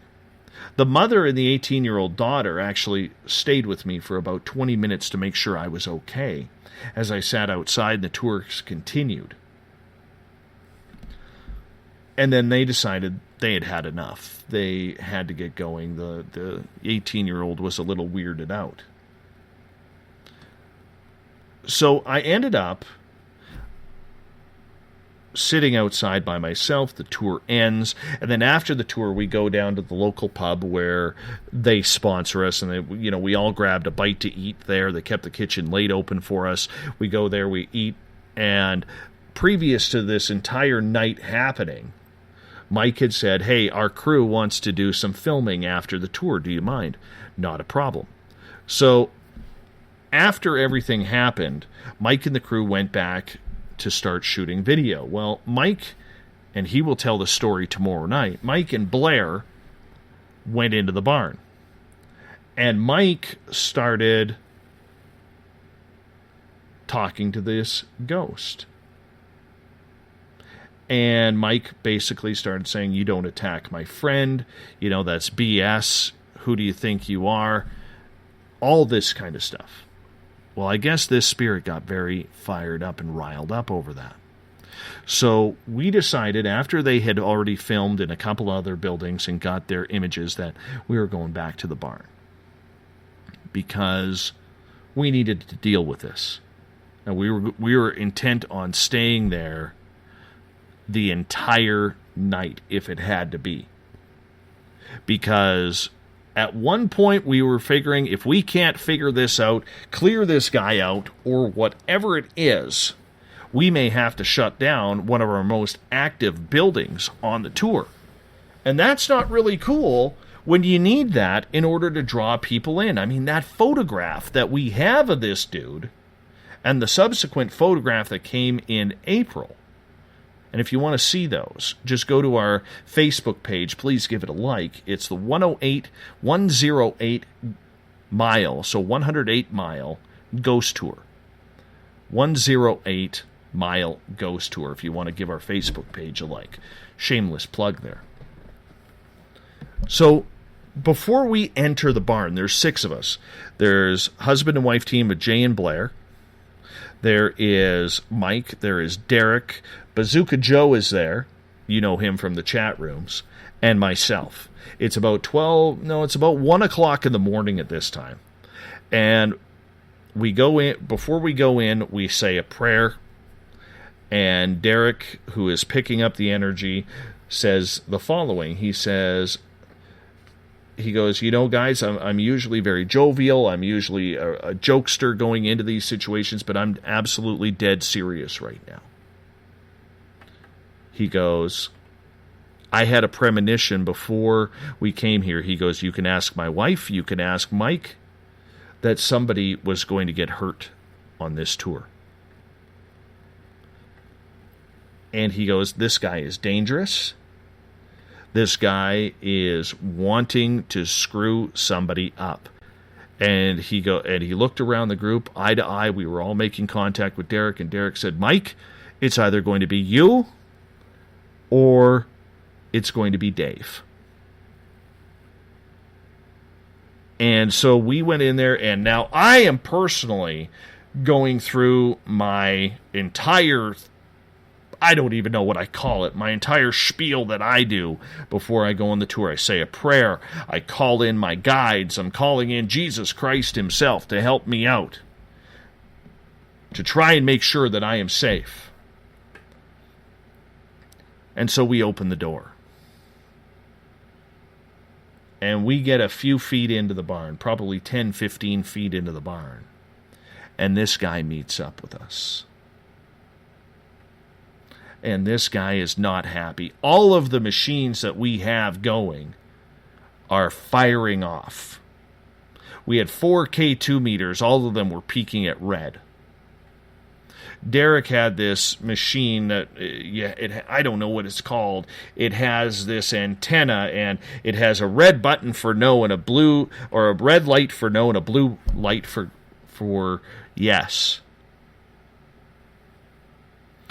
And this guy is immediately basically saying to Derek, because Derek's a psychic medium, get out. You don't belong here. I will mess you all up. Goddess Michelle, yes. Goddess Michelle at hashtag Spaced Out Radio has put the picture up on Twitter. So this guy is telling Derek, our medium, he's going to screw us up. And now it's on. Now it's on. It's really on. We're going to try and make this thing happen. Because I got to figure out by the end of this, like I said, are we continuing the tour or are we not? All right? I like Dale's comment in the SOR Space Travelers. Everyone reacts differently to Rohypnol, Dave. I wish it was. I wish it was. You know? Wish it was a bad acid trip. Whatever it could be. But nonetheless, this guy is PO'd. And we end up going in and we're talking to him, and I'm trying to talk to him. Derek's trying to talk to him. Mike is trying to talk to him. And we've got cameras all over. And Mike turns around, and all of a sudden you hear Mike go, whoa, and he starts jumping back, and he almost falls back into the group because when he turned around to look down the barn hallway, he saw this shadow figure running right at him. And so Derek is talking to this guy, trying to calm him down, trying to explain why we do the tour. And Mike gets punched right in the back. So Mike turns to Jay and says, Jay, why did you just hit me like that? Because it goes Mike, Jay, and then myself. And we're all about 3 feet apart. And Jay's like, I didn't touch you, dude. He goes, dude, you got me on the right side. That hurt. And Jay's like, dude, I have a K2 meter in one hand and a voice recorder in the other. He goes, I didn't do a thing. And then as Mike is questioning whether or not Jay did it, Mike goes, ah! Grabs his left arm. And he's like, there's something squeezing my arm. And we quickly checked it later on, and he actually had a bruise there, like a thumbprint of a bruise on his upper forearm. So here we are in the battle with this guy, and Derek says, we got to go. He goes, I'm starting to see him picking up things from these barn stalls and throwing them at us. And I'm like, we can't go. And Derek's like, no, he wants us to go. And I'm like, no, we are not going. I said, we have to figure this out for the sake of the tour and the safety of the people at the museum. And so we stayed there. And I started talking to the guy. I said, look, from what I know, you're pissed off that we now have 2 pictures of you. I said, you're angry about that. I said, you're also angry that you've been challenged tonight by myself and by Mike. And we're invading your space. I said, but the tour is going to continue. I said, we need this area for the tour. We're coming in here. So we got to figure out a way right now, between all of us here in this group and you, Mr. Ghost, what are we going to do to make a happy medium? Because we're not taking the barn off the tour, and I'm going to be bringing people in here. And Mike starts picking up these messages. F you guys. I will F you guys up and anybody who comes in here. This is my place. You cannot get rid of me. And Mike starts going off about what this guy is saying, and he's getting angry and he's laughing at us. And I'm trying to talk, and Mike's channeling what this guy is saying, and this is getting out of hand here. Totally getting out of hand. And we're sitting there, or standing there, watching all of this happen. And finally I said, I tell you what, we're going to make a compromise right now. I said, because I am not walking out of here without a compromise. I said, we did it with Willie. I said, I'll make you an offer. I said, the offer is this. We will no longer bring people up on your catwalk for the tour. There you have a safe spot. You can watch down on us. We'll know you're there. You'll know we're here. We won't bug you. You don't bug us. It's a fair deal. We continue the tour because the tour has to continue here. And for the first time all night, the machine Derek was holding goes to blue light yes, that he was in agreement with that.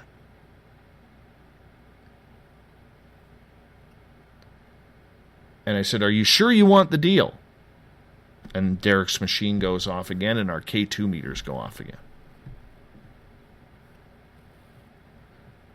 So it looks like we have a deal with this guy, much like we did with Willie in the post house. Now, the funny part about it is I got a call earlier today yesterday from one of the museum curators, the people on the executive or the board, named Dan. And Dan's a good guy, has a great mustache, power mustache. And Dan says, so I heard you had a little bit of an incident in the barn. I said, yeah. So I've never felt attacked before. Well, we got a barn dance coming up here. Should we cancel it? I said, no. I said, number one, we've already proven through previous investigations that the ghosts up there really like old-time fiddle music, which they play up in the barns. And I said, but I really think we should block off the catwalk because there's 4 entrances to the catwalk, and really there's no need for anybody to go up there. But we need to block those off. So I said, Dan, I need to ask you something. Last May 2017, we had issues with Willie. This May, we got issues with this guy in the barn. I said, what is happening in May that we're starting to see a trend building here? And Dan said to me on the phone, he goes, Dave, I strongly believe what is happening here is May is when we get the museum ready for tourist season. So we're doing a lot of construction. We're doing a lot of moving things around. Events are happening here, and we get things going. He goes, I think we're stirring up all of this energy because we're preparing for the tourism season. And probably the spirits don't like that. Could be. Could very well be. I said, well, has anybody ever asked the spirits for their permission? And he goes, no, we haven't. No, we haven't. I said, well, maybe we need to start doing that. Dan Lopez is asking, should carry a token or a medallion, Dave, reminds you to center and regroup and reset protection. I actually wear a gold Orthodox cross because I am of Ukrainian Orthodox descent. And this was a gift from my father. So I actually wear a gold cross around my neck for protection. And I think I could have actually been worse off if I didn't have that on. So we found out that maybe it's because there's a lot of movement going on in the barns where they're cleaning the stables, they're cleaning up absolutely everything, moving things around, getting ready for private parties, or whatever is going on. And that might be stirring up the energy in May, because that is, once again, 2 months in a row.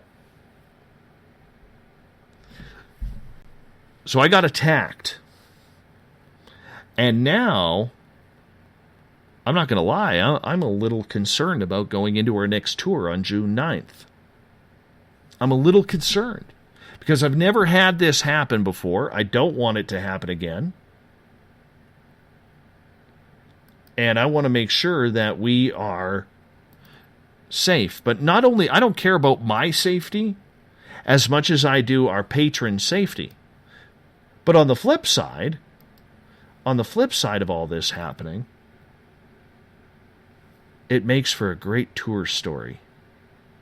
Because literally, we start off every tour.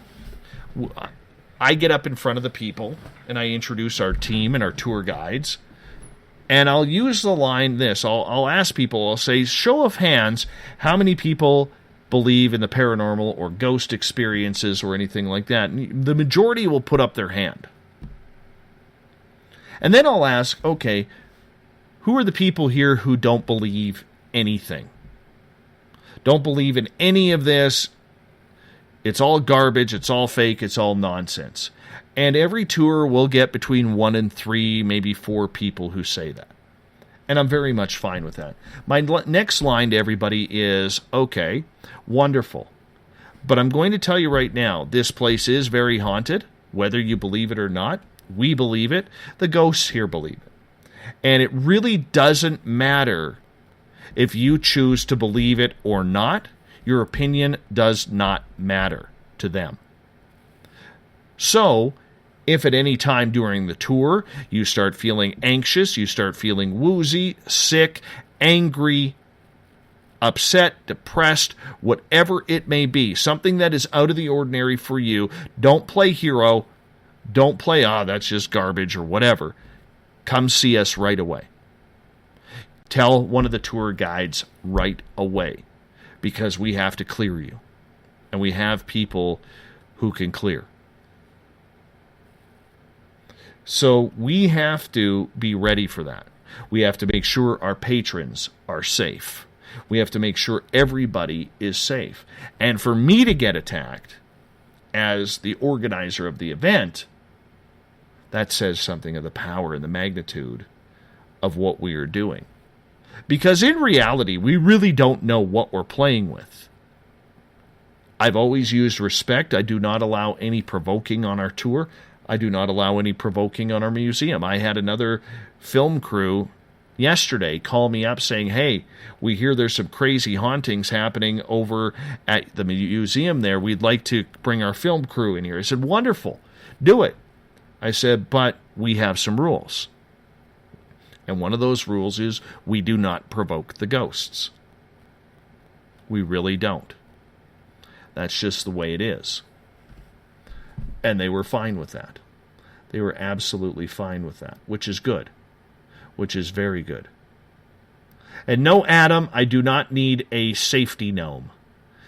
You know what? I'm going to tell you a little story. Rewind to the beginning of the night. I walk up to my truck, and Mr. Bazooka Joe actually put a garden gnome on the hood of my vehicle. He put a garden gnome on the hood of my vehicle. And I will bet you, and I even said to him that night, I said, you know what, Bazooka Joe, that's probably why I got attacked.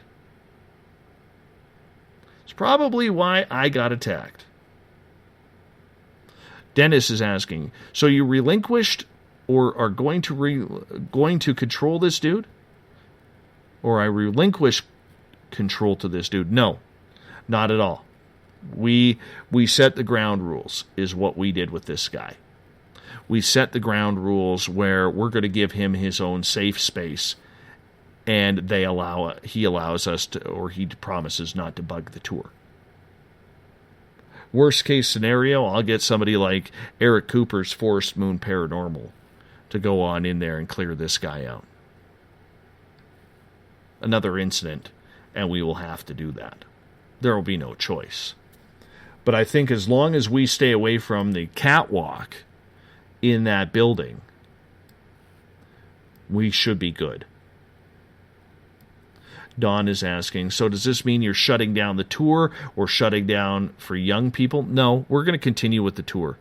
We are going to continue with the tour, and we're going to continue using that barn. So, like I said, the barn is 2 stories high. On the second story, there's another catwalk going up higher onto the roof. That's the catwalk we're shutting down.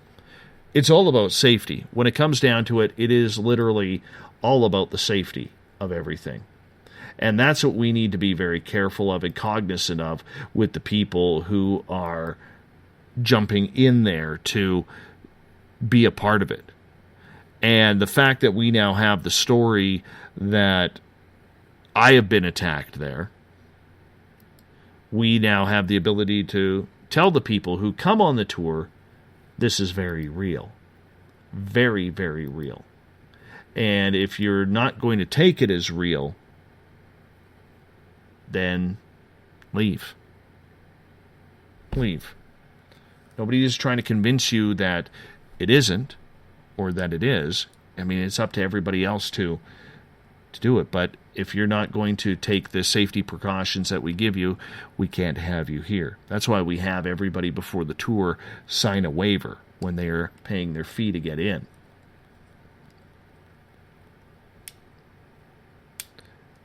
So it's very interesting. It's one of those things that I've never had experienced before. I've dealt with a lot of spirits, and I've never had anything like this whatsoever happen. I don't know if I would ever want that to happen again. And I've channeled spirits. I've never been afraid. And it's not that I was afraid of this guy, because I wasn't afraid of him. All right? I'm still not afraid of him. I'm just afraid of being attacked like that again. That's some real-time stuff right there. Real-time stuff that you have no control over. None.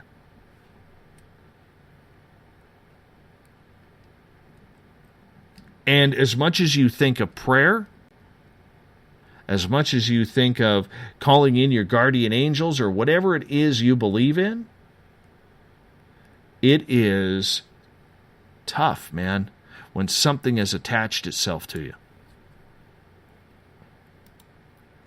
When something like that is attached to you. And if you've never experienced it, I hope you never do. Because it's really, really not very fun.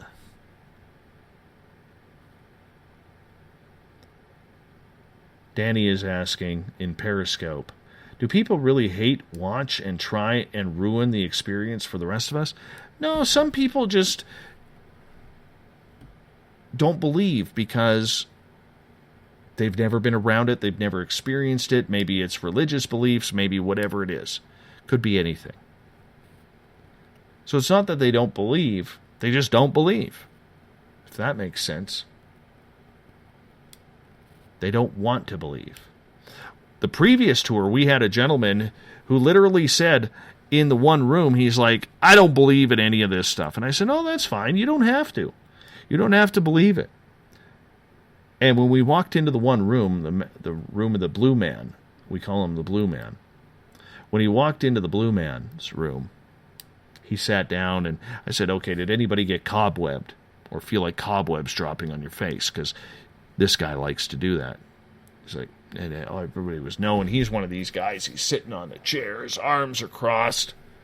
And then as we were leaving that room, all of a sudden you hear him go, ha! Puh! Puh! And he starts rubbing his face. He goes, the guy got me. And you can see him all of a sudden laughing. That holy cow, he had an experience. The Blue Man wanted him to experience something. Gail, how did you get the ghost unattached from you? How did you miss it, Gail? What were you doing? Were you chatting with Everett again? Is that what you were doing? Anyhow, I'm just bugging you, Gail. Derek White Sky Cloud performed a prayer ceremony with me and pulled the spirit out. And it took about 10 minutes for him to get the guy to release. About 10 minutes. And then, we saged the living heck out of us a couple of times, or out of me a couple of times that night. So that's how we did it. And then after he was done that, he brought the group that was there, and they all placed their hands on my back and on my shoulders, on my head, and they did another prayer of a releasing ceremony. And to be honest with you, after that ceremony, I felt really good. I felt really, really good. So that's how I got released. Daddy is asking in Periscope, do you think some people are afraid it's all true, and so to make themselves feel better, I'm going to assume you're saying that they are skeptical or don't want to believe? Could be. Could be. I think fear probably plays a huge part about it. we have some people who freak out. We have some people who try and make jokes about it. You know, like when we were up in the building this past weekend where Willie is. Willie stands in the doorway to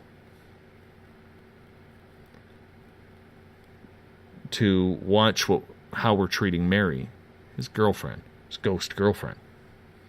And this guy all of a sudden jumps around and goes, boo, to the doorway. And I'm thinking, oh my God, really? Buddy, heed the warnings. Heed the warnings. Ozzy Rob. Dave, on the 9th, I will be giving you a power boost for safety there. Thank you, buddy. I appreciate that. Yeah, it is definitely something I never want to experience again. I'm more into the aliens. I'm more into the cryptids. Give me Bigfoot over a ghost any day. I would appreciate that. I totally would appreciate that. So it happens, and I really don't want it to happen again, but we're going to see what happens in the near future. And we'll see what happens on the 9th. Personally, I do not expect anything to happen on the 9th. I'm going to talk to my team about putting some sort of offering like we do for Willie up there. However, this guy I don't think is into anything. He just wants his own space.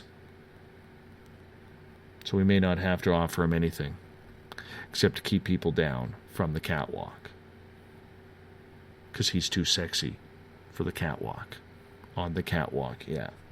Thought of the Dave coming up right now.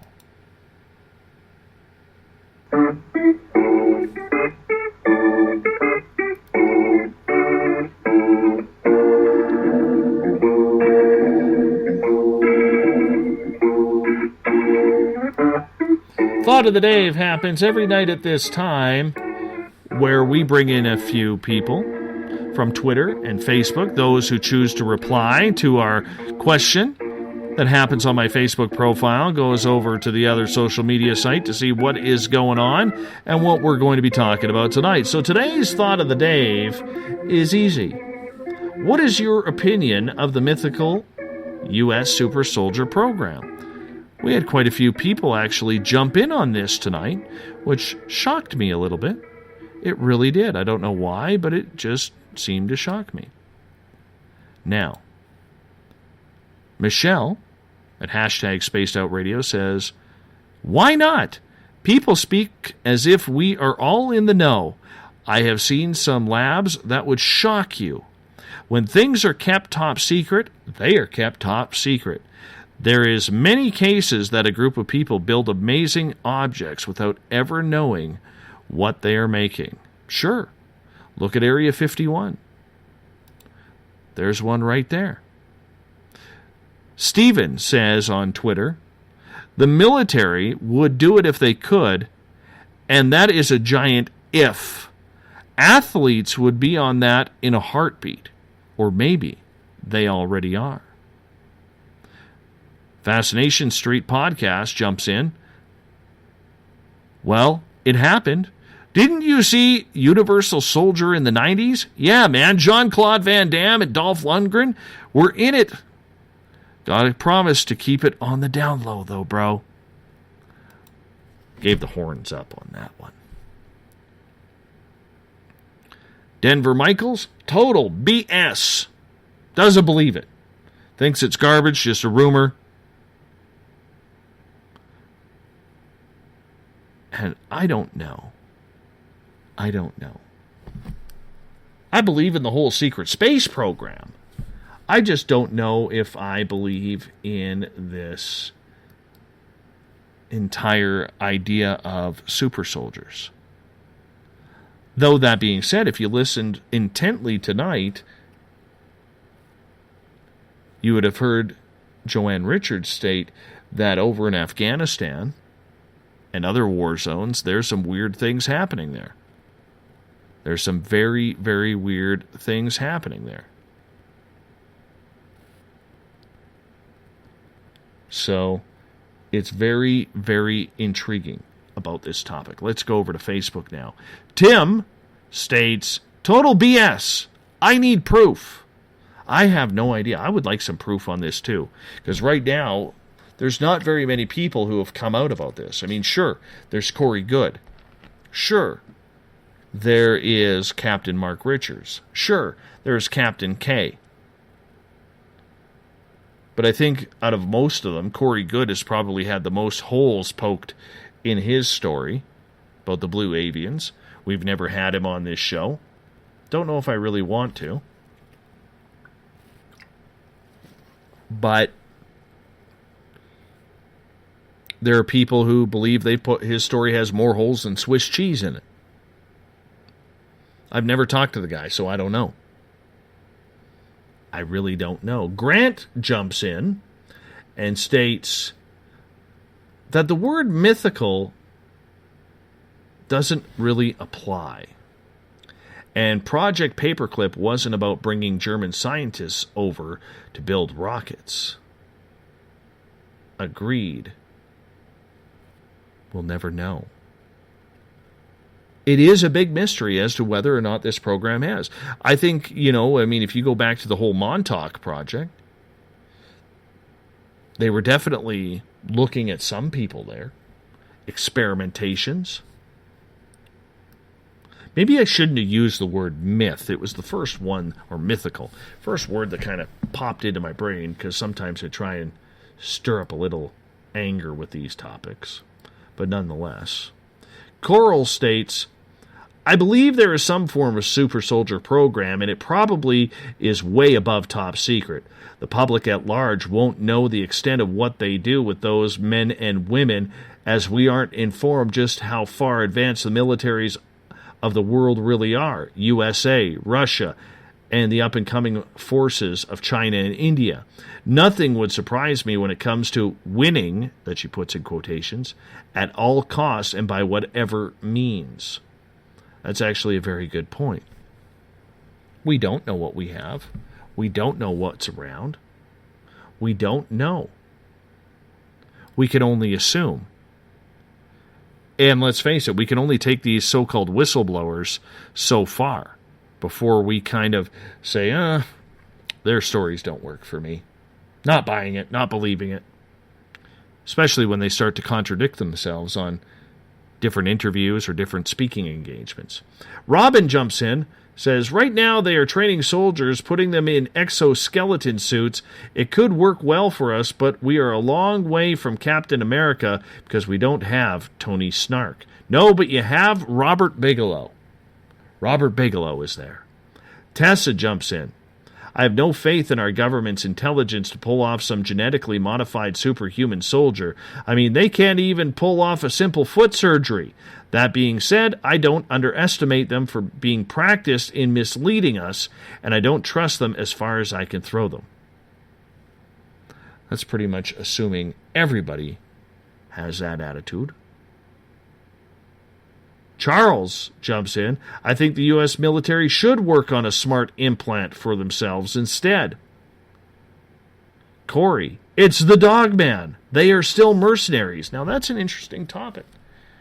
Wait for Jody Cook to come on the show again.